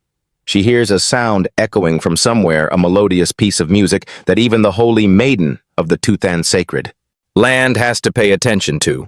Several others also hear it and praise the music as wonderful, but they don't forget to suck up to her, saying that music still pales in comparison to senior sister Dam Dai. The male disciples behind her agree as well. Than Tweet is essentially a genius in the field of music. She shouts for the crowd to be quiet, then moves to the side of the ship to peer down, listening intently to where the sound is coming from. Indeed, those lecherous men were scolded, but they still act intrigued. Then Tweet leaves the flying ship alone, stepping out to fly away. Watching their sects crush head toward the small town, the disciples sighed in regret as they called out her name. Than Tweet picked up her pace, following closely. As she moved, the sound of music played in her mind sometimes, like a gentle stream, other times like a roaring mountain waterfall. Such melody must surely belong to a supreme expert with extraordinary mastery of music. Or perhaps it was my own destiny. If I can finally decipher the ancient zither score that has eluded me for so long, this trip will be worth it. Truong Than, on the other hand, was deep in thought. Than Tweet had always pursued the path of musical cultivation. Could it be that the melody from just now was something strange? What a pity that he is a sword cultivator. Listening to music for him is like casting pearls before swine. Down below lay the peaceful little pond town with its stunning scenery and rich spiritual energy. Above, Than Tweet drew ever closer, slowly descending. She lightly tapped her foot, but suddenly hit an invisible barrier surrounding the town, triggering a golden lightning bolt that struck her straight in the chest. The discharge created a blinding golden flash. Than Tweet was bewildered, unsure of what was happening. Right where the bolt hit the barrier, cracked and shattered, leaving an opening that made it impossible for her to use her movement techniques. She fell freely toward the town. Inside the courtyard, the sound of the zither continued, accompanied by the rumbling thunder and lightning striking down. He was still focused on playing, the zither letting the melody drift, completely ignoring the thunder and lightning. When Truong Than finally stopped, the sky cleared instantly, truly magical. He opened his eyes, a look of surprise on his face while he was playing. The zither he had heard thunder, yet now the sky was bright and sunny. At that same moment, a frantic scream pierced the air from above. A figure strange yet familiar was plummeting downward. Crash! Than Tweet landed right in the middle of a chicken coop. Chickens scattered in a chaotic flurry. She raised her trembling hands, sighing to herself about how painful the fall was, with the chickens swarming around her, chirping. Than Tweet thought to herself, I never expected this place to have such restrictive formations. She wiped her forehead, brushed off a few chicken feathers, and figured, it makes sense. After all, this is the home of a true expert. Having some protective measures is only natural. The sound of the zither echoed once more, feeling so close now. Than Tweet was absolutely astonished. She stood up and followed the direction of the music. Walking slowly toward the small courtyard, Than Tweet felt a bit rushed. She tapped her foot to gain momentum and lunged forward, moving at an extremely high speed. The streets were somewhat empty, but the moment Than Tweet appeared, the men on both sides of the street began whispering among themselves. Seeing her, they sighed, calling her a fairy. Facing such beauty, no man could keep his composure. Her hair, her outfit, and her very presence all radiated an aura of immortality. Than Tweet stopped in front of a grocery store where the Black Emperor was napping. She looked up at the sign. The door was open, and a powerful aura was radiating from inside the yard. Than Tweet thought to herself, just as I suspected. She was certain this music must have come from a master with supernatural talent in the path of music. As she stepped inside, she realized a black dog was lying there asleep. The Black Emperor seemed to be in a deep slumber, unaware of the girl's presence. As for Than Tweet, when she realized the dog was actually a demon king, she was extremely startled and backed away a few steps. The Black Emperor woke up. It looked toward the retreating Than Tweet, thinking, another human cultivator. Did she come here after hearing the rumors? It acted dangerous, glaring at the girl with cold eyes. I must assist my master. A little bit. Thinking this, the Black Emperor stood up and slowly approached. Than Tweet was quite nervous and turned to leave.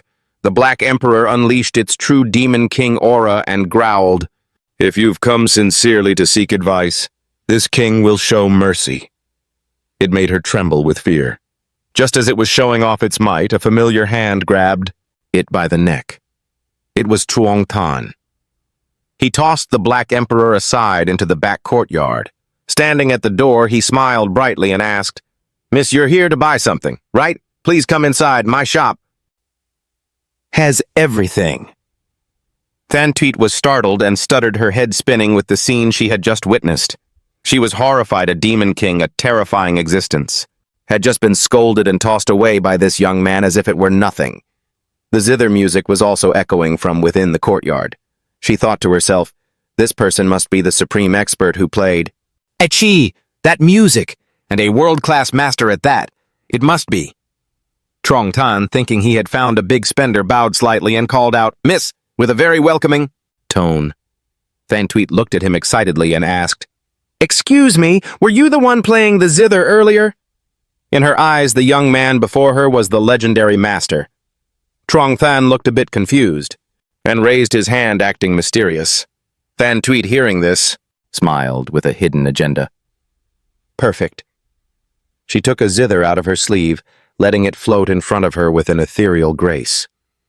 Truong Tan was puzzled and wondered, what is she doing? Is she trying to challenge me to a music duel to make me lose face, teaching me a lesson?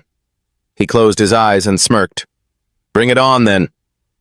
Truong Tan was extremely confident. No one, San, could defeat him in his own domain. Music, chess, literature, and painting were all mere child's play to him. But life is not always a dream. Thantweet held out the zither, called him Master, and eagerly added, "Junior has a few questions and regarding music that I wish to ask for your guidance." He thought to himself, so she didn't come here to start a fight. My excitement was for nothing. But deep down he suddenly realized she had called him Master, which made him quite pleased. Thantweet looked at him thinking, the senior said the shop has everything, so he would normally treat me as just a customer. But if I call him Master directly, he surely will not be able to refuse. Truong Tan twisted his body, feeling incredibly satisfied. Pretending to be modest, he cleared his throat and introduced himself. "I am Diep Truong Tan." He gestured toward the shop with a smile, saying, "This place isn't suitable for a proper performance. Let's head to the back courtyard to discuss in detail. Please come in." Thantweet was overjoyed and smiled, happily. "Yes, Master Diep, I understand." Standing before the door, he introduced, "This is my humble courtyard. I usually sit here to practice the zither and paint." He reached out and pushed the door open. A dazzling light shone from within. To Truong Tan, it was perfectly normal, but to Thantweet, it was the exact opposite. The aura radiating from inside was so intense that she had to cover her eyes. Before her lay a majestic landscape of rolling mountains and fairy-like scenery. This was no humble courtyard. It was clearly a holy land of creation. Thantweet thought to herself, just staying here, to cultivate for one day is surely better than 1,000 days of bitter training elsewhere. Her face flushed, lost in her own desires, wishing only to stay here forever. Seeing the familiar look on the stranger's face, Truong Tan couldn't help but feel a bit annoyed. These cultivators start their daily routine of acting crazy again. He led her into the back courtyard, stopped before a table, and introduced, "This is the calligraphy table, where I write and paint every day." He pointed to the other side. "That is the chessboard where I study strategies." Thantweet pointed to a rock on the chessboard and asked, "And what is this?" He smiled bitterly and said, "That stone is a teapot. If you like it, I can give it to you." She hurriedly raised her hand to refuse. "Many thanks for the kind offer, Master Diep, but it's too precious. Thantweet cannot accept it." He scratched his head, wondering, isn't it just a bit easy on the eyes, is it? Thantweet was slightly flustered. To think he would use the primal stone, a rare treasure of heaven and earth, as a mere teapot, and then just give it away so casually. This man truly cares nothing for worldly fame. Loi Ko stood behind, watching Truong Tan with greedy, longing eyes. She yearned even more for him to mentor her. Leaving Thantweet behind, lost in her own rather mischievous thoughts, Truong Tan led her toward his zither. She glanced around for a moment before her eyes locked onto the instrument. Thantweet was stunned. The aura it radiated was truly intimidating. She stammered, "Is that the heavenly melody zither?" There were even a few lines of poetry inscribed on the head. Thantuit wondered, could this actually be the legendary immortal artifact, understanding the heavens with a pure heart? Trongthan interrupted her train of thought. "If you wish to discuss musical theory with me, miss, then why not play a piece for me to hear first?" Watching the girl before him get so worked up over the zither, he found her reaction a bit puzzling, yet he understood her heart. He gestured toward the instrument and said with a smile, "If you don't mind, miss, please use this zither of mine." Thantuit was overcome with excitement. She asked, "Using your zither, is that really all right? Does this junior have such an honor?" Trungtan, feeling a bit anxious and uneasy, stepped back slightly and replied, "Of course it's fine." He recalled how the body of this zither was made from the pearl of the vast sea, a piece of driftwood he found years ago. It was winter and the snow was falling heavily. The biting cold spread across the courtyard. Trongtan sat there hugging the pile of wood, sighing, "I'm counting on you all now." He picked up a piece of wood and kicked it down to make it stand firm on the ground. He swung his axe and shouted, "You're the first one on the chopping block." The axe struck the wood with a thud. It hit something so hard the axe bounced back and he slammed right into Trongtan's jaw, making him spit blood. The wood remained perfectly intact while the master of the small courtyard fell backward. He realized he could only discover its true nature thanks to these sharp eyes of mine. As for the strings, when he went to the 100-string workshop and stepped inside, he pulled out a roll of silk thread and asked the shopkeeper, "How much for this string?" As for me returning to the zither mystery, when he arrived at the Kamki box shop, he walked inside, took out a silk string and asked the owner, "How much for this string?" The shopkeeper raised a hand, signaling, "That's silk thread, 6 taels of silver." Trongtan panicked. "Why don't you just rob me instead?" The shopkeeper leaned into his ear, mocking him, "If you don't have spiritual roots, you pay that price." Hearing this, Trongtan stormed out, not forgetting to turn back and curse, "You just wait." The shopkeeper waved his hand. "Safe travels, no need to see you out. Come back again next time."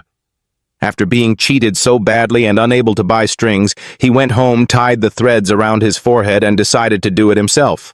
Holding the vegetable knife in his hand, he muttered, "It's just silk strings, right?" So he started raising silkworms, picking only the plumpest ones. He wanted to make a perfect zither. It wasn't just about the wood and strings. It also required the right time, the right place, and the right people. Lacking any of those wouldn't do. The aura of a young master emanating from him right now looked rather dashing.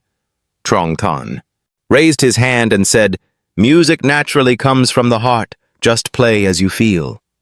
Thantuit obeyed and stepped forward. She sat down at the zither and gently brushed her fingers over the strings.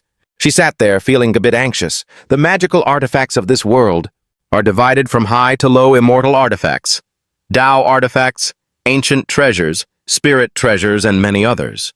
Ordinary sects consider a single Tao artifact or ancient treasure to be a sect-protecting treasure. As for immortal artifacts, they only exist in ancient texts.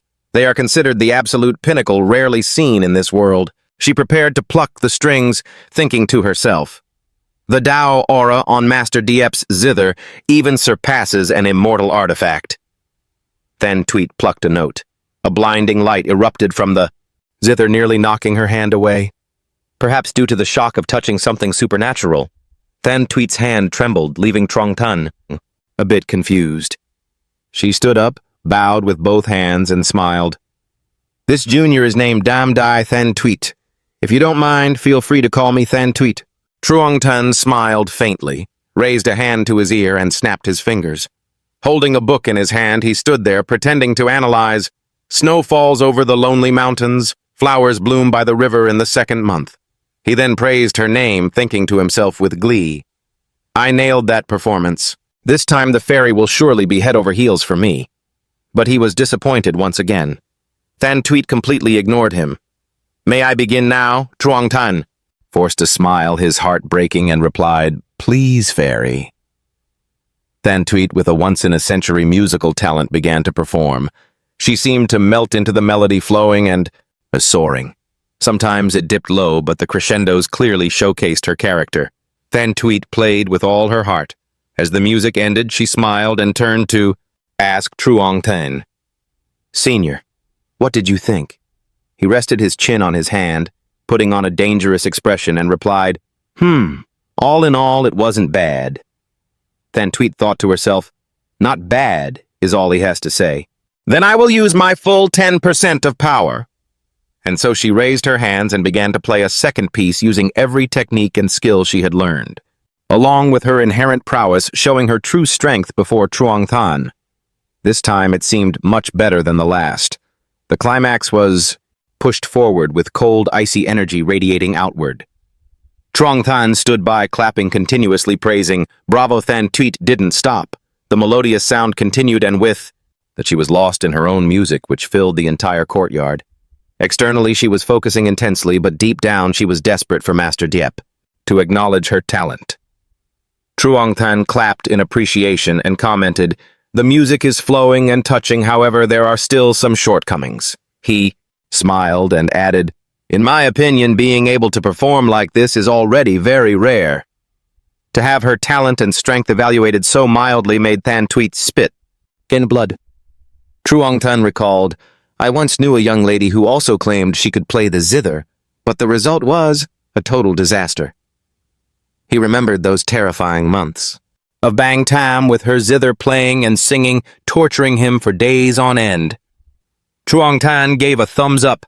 Compared to her, you Miss Than Tweet are already several levels higher.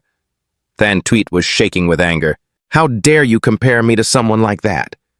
She calmed herself. No. What Master said must surely be right.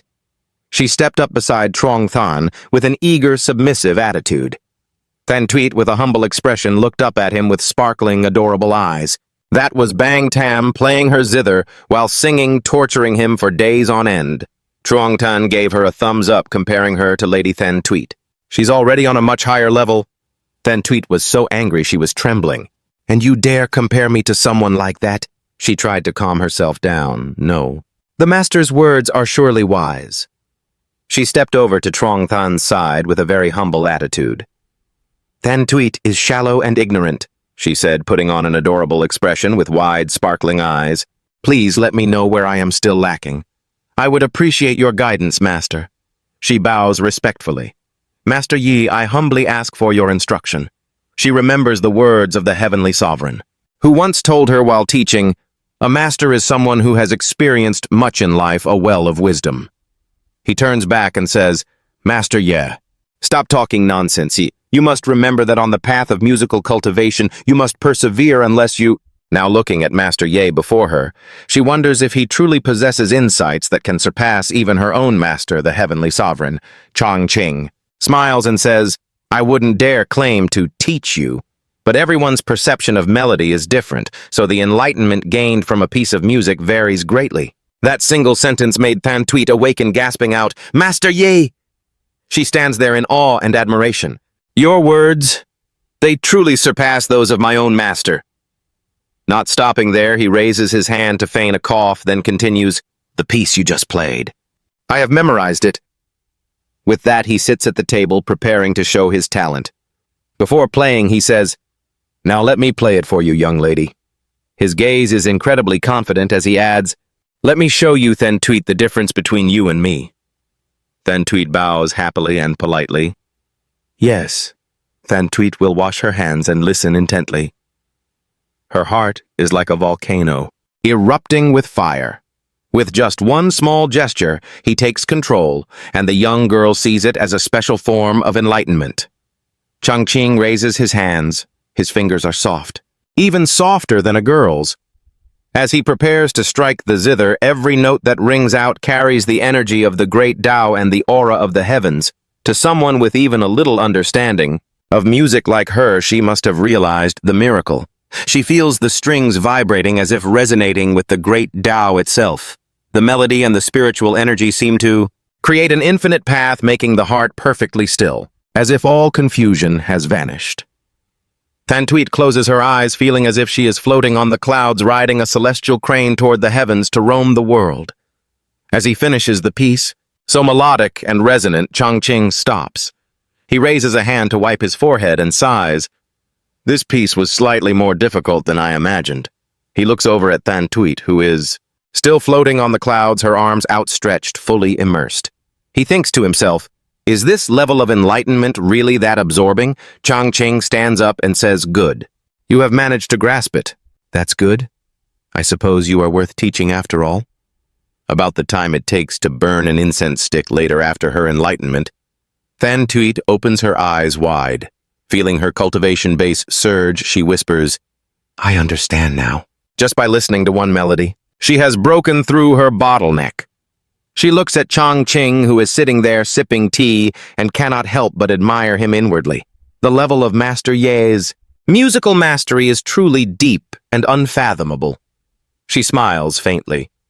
Perhaps he can answer the greatest question in her heart. Recalling her past, Than Tuit joined the Tuthen Holy Land as a child and began her journey of musical cultivation. She was praised by everyone as having a natural gift. On this path of cultivation, every time she finished playing, she received a shower of compliments from the listeners. But then once, from her storage ring, Than Tuit took something out. It was a book titled Hua Fan, Becoming Mortal. It looked simple, but it was unintentionally a knot in her heart. It was a musical score she had found in the remains of a deceased master. Every time she tried to perform it, she would fail. Because she could not withstand the power of the Tao contained within that score, Than Tuit had not ever performed this piece successfully. A dangerous thought crosses her mind as she holds the Hua Fan score. What if she showed it to him now? She wonders how Master Ye would react. Without hesitation, she steps forward and offers the score, saying, Master Yi, this musical score has troubled this junior for many years. Could you please give me some guidance? Would you be willing? Changqing reaches out and takes the book. He lifts it to read the title and asks, Hua Fan, is this piece really that hard to play? Than Tuit replies, Yes, Master Yi. Even though you understand music theory and can read this score if one were to actually play it, even my own teacher. She pauses, her expression solemn as she remembers the time when her master tried to play this score and was struck by lightning until he was charred black. Her own master, the heavenly sovereign, couldn't withstand it, his whole body trembling. Just thinking about it makes Than Tuit shiver as she continues, My master couldn't handle the pressure of the Tao laws contained within. Changqing opens the book to look at it and nods, so that's how it is. He turns to her and says, If I am not mistaken, the person who wrote this was a woman. Hearing him is like a bolt from the blue. She gasps in shock. That's right. The person who lived in that cave was indeed a celestial fairy. Her eyes look at Changqing with total admiration. Master Yi, just by glancing at it once, you could deduce that, no wonder you are my idol. He looks at the score and sighs wearily. A man. How could a man write such calligraphy? So he had guessed the writer was a woman based on the handwriting. Changqing raises his hand, feigns a slight cough, and then softly says, In that case, I shall play this score for you. Hearing this, Than Tuit's eyes light up. She asks joyfully, Really? Then I shall trouble you, Master Ye. Changqing sits before the zither, while she stands respectfully behind him preparing to listen. He raises his hands, fingers slightly, moving in preparation. Changqing closes his eyes, appearing mysterious. He thinks, although this piece is a bit complex, it cannot stump me. He plays the first notes. The sound ripples like waves on a quiet lake. His whole being seems to sink into the score. Every note evokes towering mountains and vast landscapes behind him. Than Tuit stands behind him and is blown away by a gust of energy like a storm. If she hadn't had a protective artifact, she might have... Why was she blown away by a gust of wind like a storm? If she didn't have the national treasure, she might not have. Struggling to stay steady, she raised both hands to cover her chest. The surge of power was overwhelming, making it difficult for her to move. Truong Tun was still lost in the melody.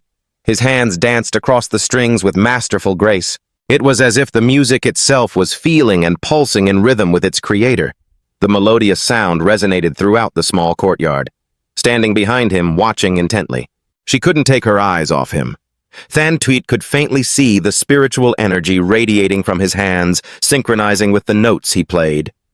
Her eyes widened, stunned by what she was witnessing. Her legs trembled, knocking against each other, and she could barely stand. She was unsteady, her entire body shaking.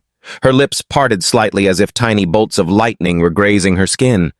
Thantuit's eyes fluttered, her cheeks flushed, and she marveled to herself. Master Diep? She gazed at the young man before her, wondering, is he using this musical score to pass down the profound truth and the spiritual flow of music to me? Thantuit felt something from deep within. Her body felt as if something was about to burst out. She braced herself and the spiritual energy within her erupted. A brilliant golden light centered on a lotus flower shone blindingly bright. From inside the lotus, a pure white light shimmered. The petals slowly unfolded and the surrounding spiritual energy gathered, forming a yin-yang symbol right above her. From the center of the lotus, a tiny figure appeared. The petals had bloomed more magnificently than ever before. It was Thantuit's nascent soul hovering above the golden lotus, surrounded by a seven-colored rainbow glow encased in swirling clouds. The great Tao enveloped her. Thantuit slowly opened her eyes. She had officially broken through to the early stage of the nascent soul realm, taking a massive step forward on her path of musical cultivation.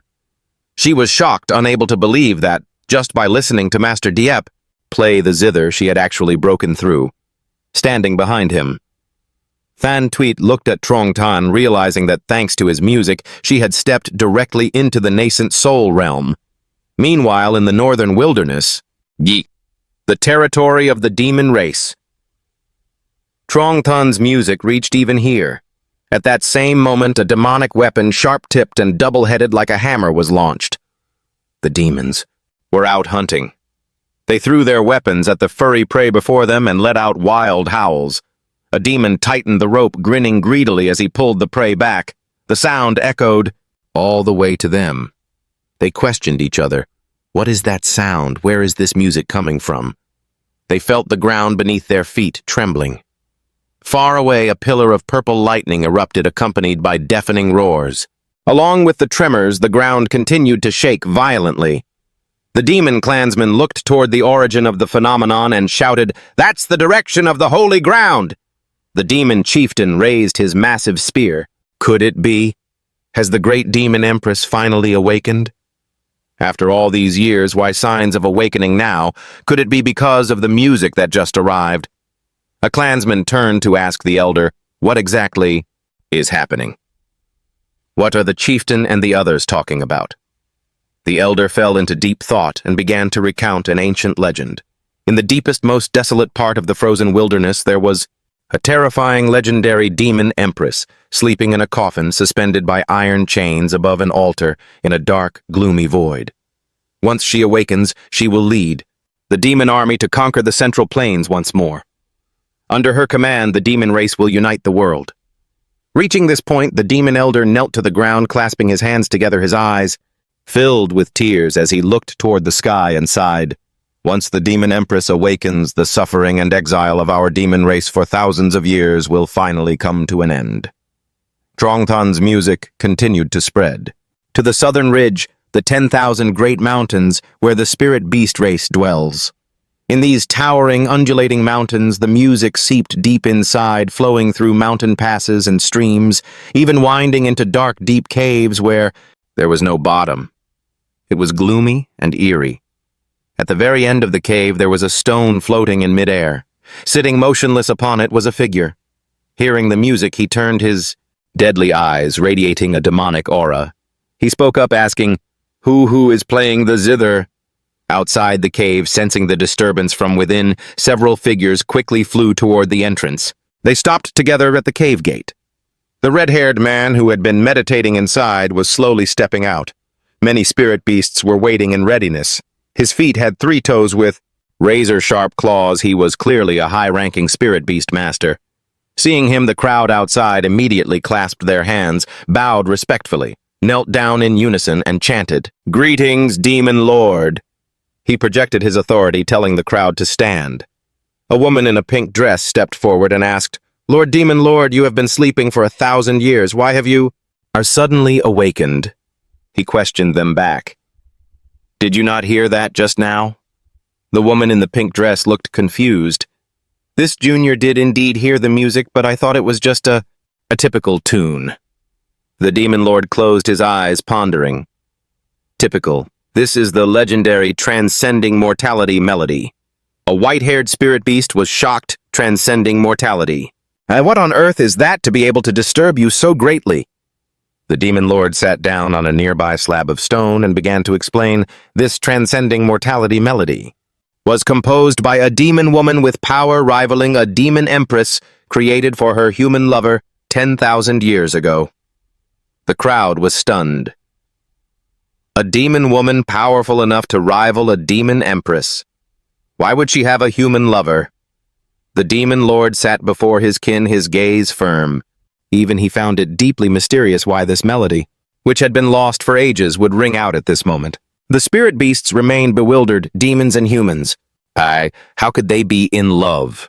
Furthermore, 10,000 years ago, you were the supreme leaders. Why would such a powerful demon woman fall for a lowly human?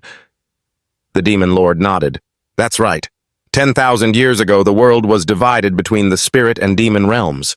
Back then, humans were nothing more than bottom feeders. The weak humans were constantly hunted by the demon and spirit races with no power to resist.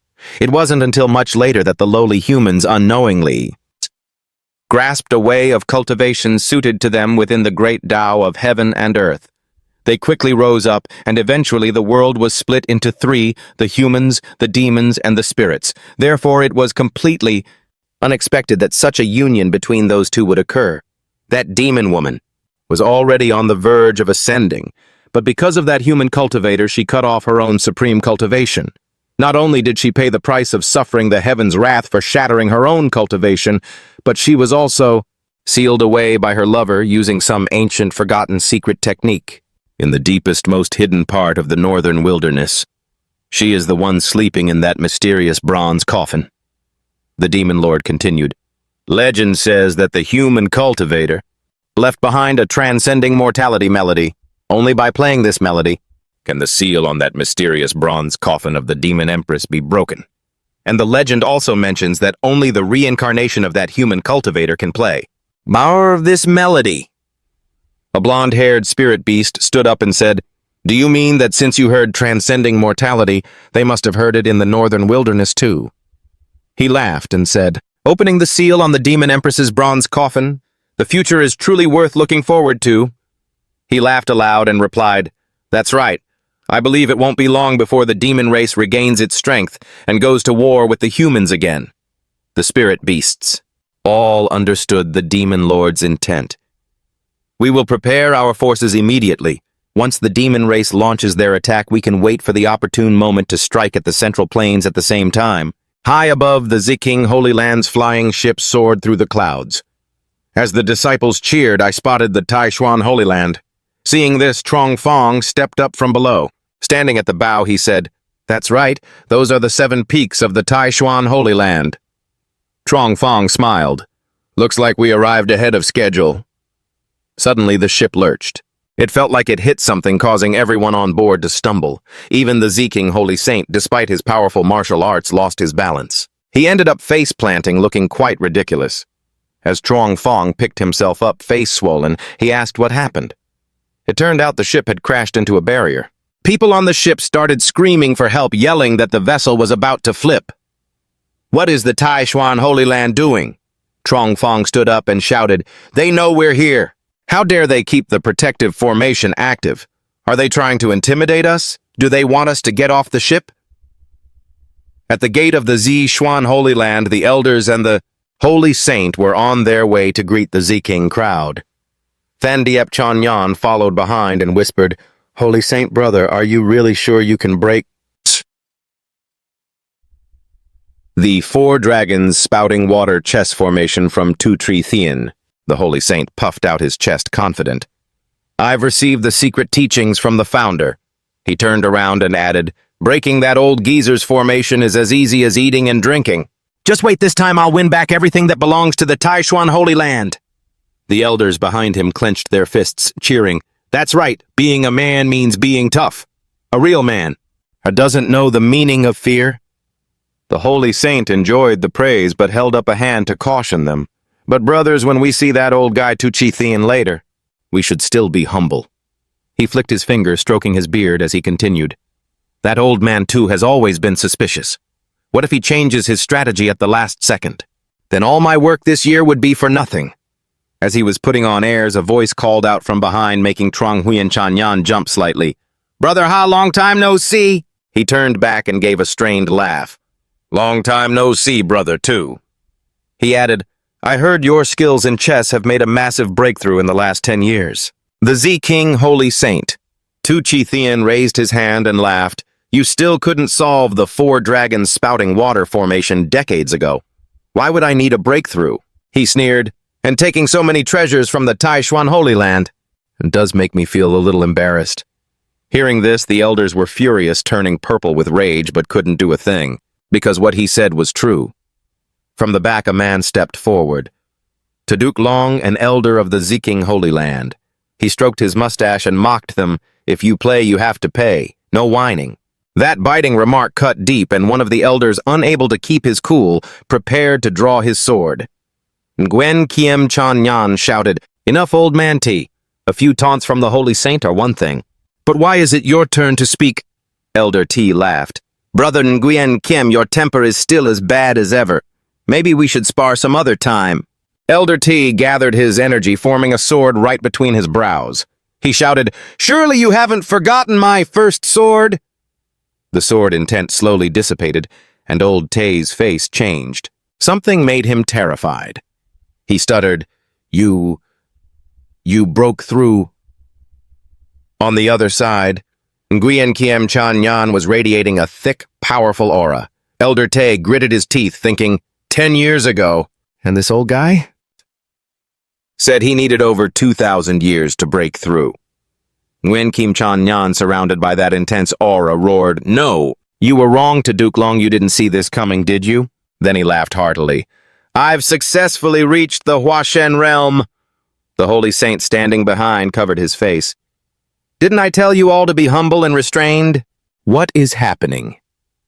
Then the Holy Saint stepped up, patted Nguyen Kiem on the shoulder and pulled him back, not forgetting to turn around and say, "So sorry, Brother Tu. Please excuse the rudeness." Truong Huyen Chan Yan folded his arms and smiled.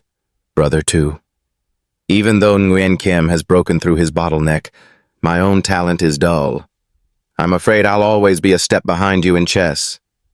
Than Diep Chan Yan, behind him, spoke up. "Holy Saint, brother, no need to act so weak." He stroked his beard and said to the Z-King Holy Land group, "Today is not like the past. Brother, I'm not afraid of you anymore." The other elders chimed in, "It's just a game of chess. Raise the stakes for me." The Holy Saint shivered his whole body, feeling like it was cracking. He thought, "Damn it, are you guys trying to ruin me?" Trong Huyen Holy Saint quickly turned around, trying to stop them. "Brothers, don't get so worked up." The elders from the Z-King side stood there looking condescending, whispering to each other, "Not like the past. Aren't these just the same old geezers who cry when they lose at chess? Where's all this arrogance coming from?" Holy Saint Chi Thien calmly speculated, "Things aren't normal. There's definitely something strange going on. It seems this Taishuan bunch must have a high-level master guiding them from the shadows." Below, the elders were bickering, while above, birds and spiritual energy blanketed the Taishuan hall. Behind them, Trong Fong approached. "Master, our Z-King disciples are all settled in." He suddenly noticed the Taishuan elders in front of him. He bowed respectfully. "Junior on Truong Fong pays his respects to the seniors of the Taishuan Holy Land." The Holy Saint stroked his beard and smiled. "No need for such formalities. It seems your Z-King Holy Saint's disciple has improved quite a bit." Tu Chi Tien laughed. "Just a small achievement." Then he circled around and patted Trong Huyen Chan Yan on the shoulder. "I heard your Holy Saint Li Trong Min has been practicing the longevity manual for 10 years and has made rapid progress. Please give us some pointers this time." Trong Fong showed a look of confusion. Why hasn't Brother Lai shown his face yet? Does he know he can't compare to me and is intentionally avoiding me? Saint Tu pointed his finger and scolded his disciple, "Trong Fong, no, don't be rude." He fanned himself as if to advertise, then said, "Junior has offended you. My apologies to the seniors." Trong Huyen Holy Saint calmly stroked his beard and replied, "During this time, Truong Min has been in seclusion." He remembered his disciple practicing and continued, "Furthermore, Truong Min has now given up the longevity Dao and switched to sword Dao." This answer left the teacher and student from Ziking completely shocked. "Switching to sword Dao at a time like this, isn't that a bit too abrupt?" Trong Huyen Holy Saint sighed. "Young people who haven't experienced the hardships and is of the world are easily impulsive." Then he laughed. He just happened to encounter a master who pointed him in the right direction, and he has completely awakened. Seeing that the teacher and student from Tu Chi Thien displayed incredibly confused expressions, Truong Huyen Holy Saint turned back to his elders, raising his hands, implying, "See that?" A look of utter confusion appeared on his face. The chief of the profound saint sect turned back to the elders and raised his hand, signaling, "See? Do you see it now? Now that's what I call humble." Elder Tuthan. "Elder Tuthan, do you take us for fools? This old guy, he just changes his story whenever it suits him. Who are you trying to fool?" The silver-haired elder told the Holy Master that he's a prized disciple. How could he just give up on him so easily? He replied that if what he said is true, we must be careful. Chithian warned everyone that something is going to go down at this martial arts tournament. Everyone must stay vigilant. Elder Tuthan stroked his beard and said, "Ha Truong Huyen mentioned some kind of master earlier." Looking panicked, he asked, "Could it be that Lai Trong Min has obtained the true sword Dao heritage from some hidden master?" "Forget it." Tri Tien waved his hand dismissively. "Thinking about it now is useless. Before the holy tournament, I still have to play chess with Ha Truong Huyen. I'll find a way to get information out of him then." Chi Tien Holy Master's expression turned dead serious. "I, for one, would like to see who this big shot is, the one who has you all so terrified." Back here, hearing his name mentioned, Trong Tan was playing the zither when he suddenly sneezed. He reached up to rub his nose, wondering who was talking about him. "Is that you?" Than Tweet stepped out in front of Trong Tan, shyly asking, "Master Diep, what's the matter?" He calmly flicked his booger and replied, "It's nothing." The booger flew off into the distance, completely losing his cool image. Then he looked up, smiled, and asked, "Than Tweet, were you just passing through?" She replied cheerfully, "That's right, Master Diep." Outwardly, he mentioned that it was getting late, but inside he was growling, "Can you please think about leaving? This isn't the place for a young single man like me. It's hard to keep my composure." Than Tweet suddenly realized, hitting her own palm. "You're right." Trong Tan saw this and thought he'd made his point. "Good, what if I actually lose my composure? Then I'll just die." She gave a cute wink and said, "Then I guess Than Tweet will just have to stay at Master Diep's place for the night." She turned and dashed inside, thinking, "Tomorrow I can ask Master Diep for more guidance on the zither." Trong Tan could only blurt out, "Did you even ask for my opinion?" He felt helpless and frustrated. These cultivators. "I'm the homeowner here, for crying out loud." He was currently, just sitting by his zither and sighing. Truong Than was incredibly annoyed. "If you're a cultivator, does that mean you can just do whatever you want?" His hand touched the instrument and sound rippled out as he finished speaking, making him complain, "Stop adding sound effects to me." But then Trong Tan paused. Something clicked in his mind. He realized that while everyone in this world has spiritual roots, their knowledge and appreciation for the arts, the zither, chess, calligraphy, and painting, could only be described as a total disaster. He rested his chin in his hand, thinking, "So that's why each and every one of them goes crazy worshipping me after seeing my work." Trong Tang realized that if that was the case, he just needed to get his work seen by more people. He reached out his hand, slightly trembling. He pulled his hand back, then clenched it into a fist filled with excitement. "In that case, becoming famous in this world won't be a problem at all." He stomped his foot on the chair, striking a pose. "A person must have a dream." Then with a face full of determination, he shouted, "If you don't have a dream, how are you any different from a salted fish?" Trong Tan pointed at the sky, defying the world, eyes closed, head bowed, blurting out, "First I have to set a small goal." He shouted, "I'll take my work to the great feast at the imperial capital." But suddenly he froze, his mood deflating. He thought about how the world outside was full of demons, monsters, and man-eating spirit beasts blocking the path. A handsome young man with no spiritual roots, everyone would beat him to a pulp.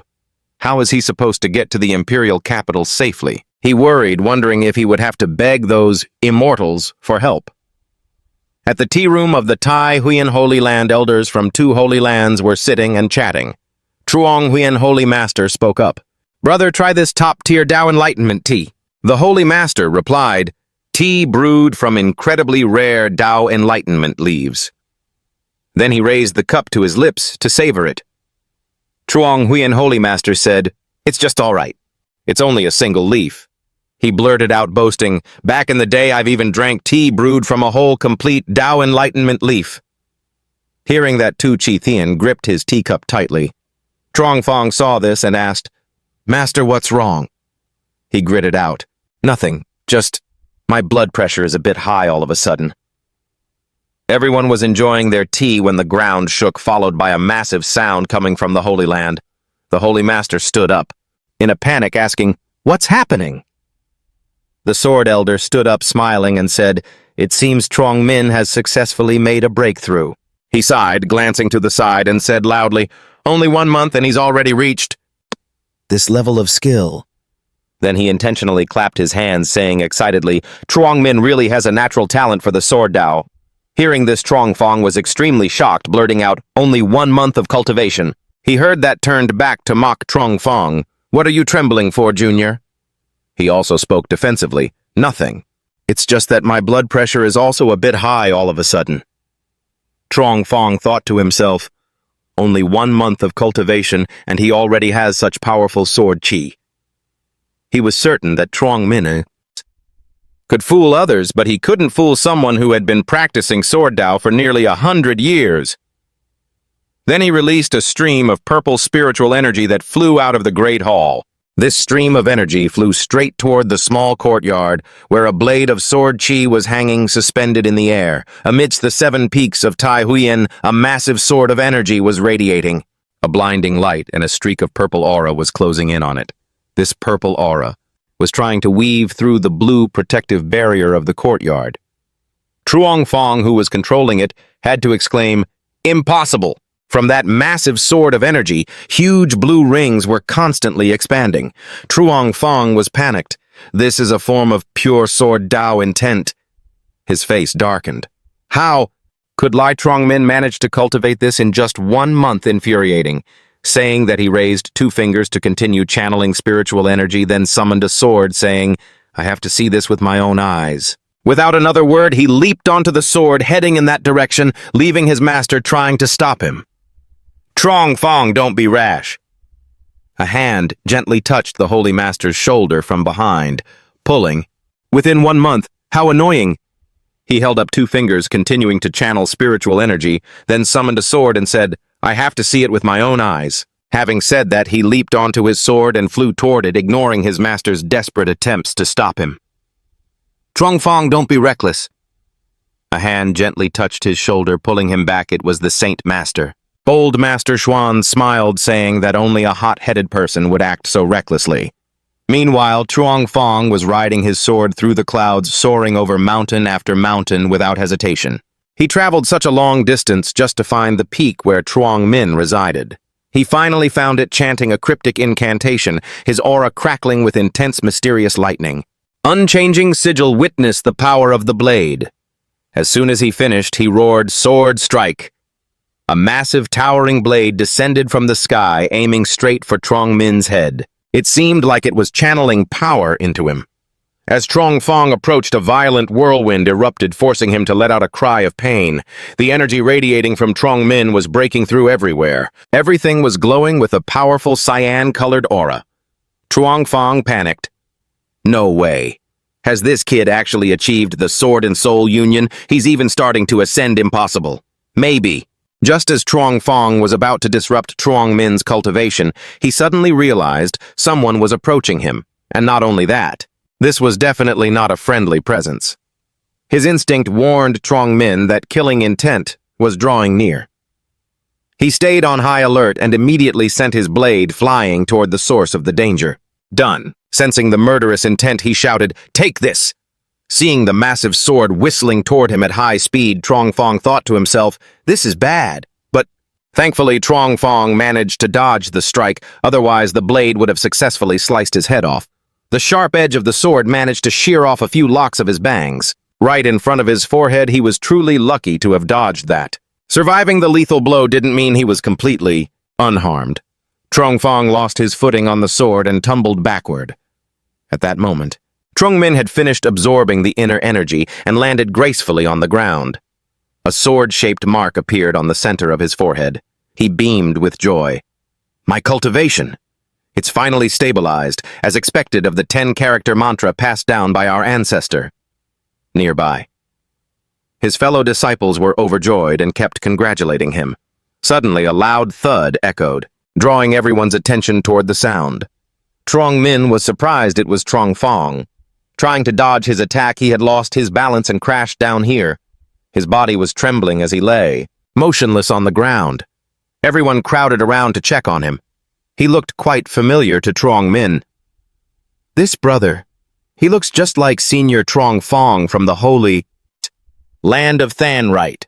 Someone else chimed in. This brother's hair is a bit thin. He looks older than our senior brother. Finally, after a moment of observation, someone recognized him.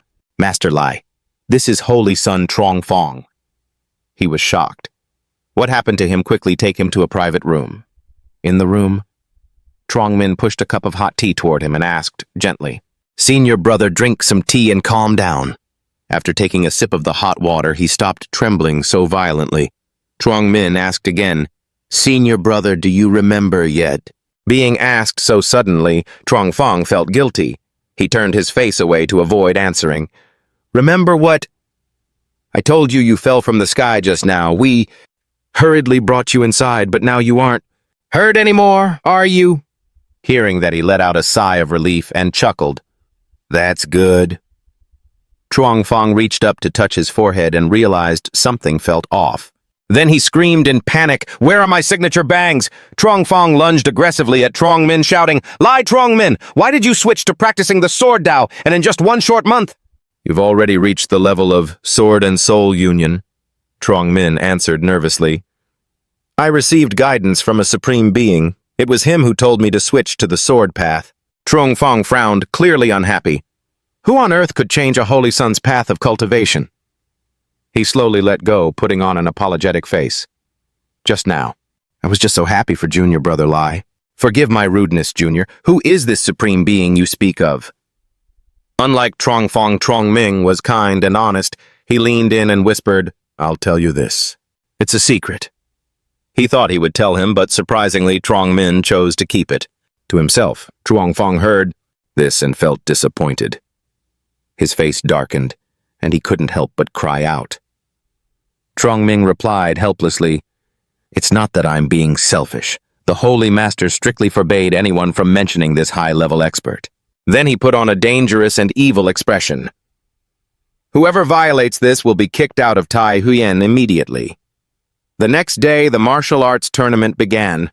In front of the palace, the crowd was gathered. Thickly, a voice rang out, The powerful Tai Huyen Holy Land, the hopeful Than Holy Land, over on this side. Yay, two men were sitting drinking tea and observing the scene. The white-bearded old man had been looking for someone for a while but couldn't find him, so he looked over and asked, The Holy Master, where is your senior brother? The Holy Master of Tai Huyen replied calmly, playing a game of chess with Tuchi Thien. The white-bearded old man sighed. I hope we can have some decent results this year, likely because the senior brother, he mentioned, had lost quite a lot. Coincidentally, right after his name was mentioned, Trong Huyen suddenly sneezed. He wondered and asked Chi Thien, Why? Do I have the feeling someone is talking behind my back? Chi Thien reached out to take a chess piece. Brother, let's make this game quick and clean this time. One final game to decide. The winner and loser. He looked at Trong Huyen with interest. We can raise the stakes at any time during the game. How about that? Trong Huyen had lost many times before, but he was still very confident. He stroked his beard and replied calmly, Fine, let's do it. He agreed. Chi Thien happily and generously invited him to make the first move. A black chess piece was quickly pushed forward. Trung Huyen said, Brother 2, your 4-dragon water spitting formation is truly powerful. Over the years, I still haven't been able to break it. Could it be that you've received guidance from some master? Trung Huyen was now trying to probe for techniques. Facing his question, Chi Tian was in no rush. He chuckled and answered, placing a piece down, then slowly said, Brother Ha, have you ever heard of the Chess Saint Nam Kung? Trung Huyen was so surprised he couldn't hide his emotions. You mean the chess saint, who is currently the best in Central Province Nam Kung Huyen Ko? Chi Tien, with a smug look, smiled wickedly. That's right, this old man has received his guidance. Upon receiving the answer, Trung Huyen's face darkened. So that's how it is I didn't expect you to have the help of the chess saint. You're telling me this so bluntly? It seems you're sure you can win this time, Chi Tien replied. Regrettably, yes. His face darkened. So that's how it is, huh? I never expected you to have the help of the Saint of Wonders. Since you're being so upfront about it, I suppose you think you're guaranteed to win this time. Chi Tien replied. A pity, really. It's not that I'm just not as petty as you, Brother Ha. You're so tight-lipped about that senior of yours not giving away a single piece of information. He laughed, frustrated. Petty me? Both were getting irritated. Trung Huyen started raising the stakes. One by one, precious treasures were brought out. He continued, I bet 5 supreme treasures. Chi Tien's jaw dropped in shock and he shouted, You're out of your mind! I have the help of Senior Nam Kung. He chuckled lightly, unbothered. Don't worry, little brother, no need to go easy on me. Use whatever skills you've got. He thought to himself, reassuring himself. Compared to Ancestor Diep, this saint is just a child. Recalling the moves Trong Tan had taught him, he quietly placed his piece. Trung Huyen's black stone quickly hit the board. Suddenly, a blinding light erupted. It was as if he had pierced through the formation. Chi Tien turned deathly pale, his heart screaming, What? No way! How could he see the one escape route in the 4 dragons spouting water formation? Within the time it takes for an incense stick to burn, following what Diep Trong Tan taught him, Trung Huyen had broken every escape route in the formation. Chi Tien stood up, gasping for air, trembling with rage. Who on earth taught you this strategy? Trung Huyen stroked his beard, beaming with a smile as bright as spring. Little brother, don't ask. I won't tell you. Chi Tien was truly driven to the brink of explosion by this attitude.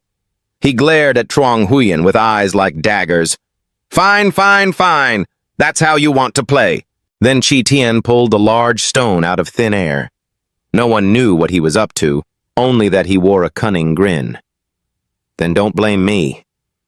A long time later at the pavilion, Chi Tien was still channeling his internal energy into the stone in his hand. He gritted his teeth, his face dark as he looked at Trung Huyen. Ha, Trung Huyen, you forced my hand, he thought.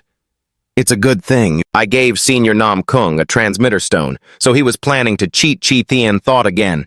Even if it's the ends of the earth, we can talk instantly. He screamed in his mind, Senior Nam Kung! Senior Nam Kung, over here! Across the way, Huyen Ko saw the stone light up and float.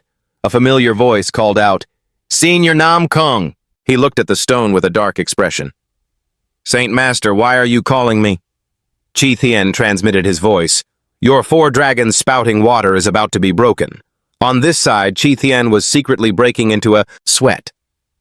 Huyen Ko was stunned. That move took me over 1,000 years to create, and yet someone in this day and age can actually break it.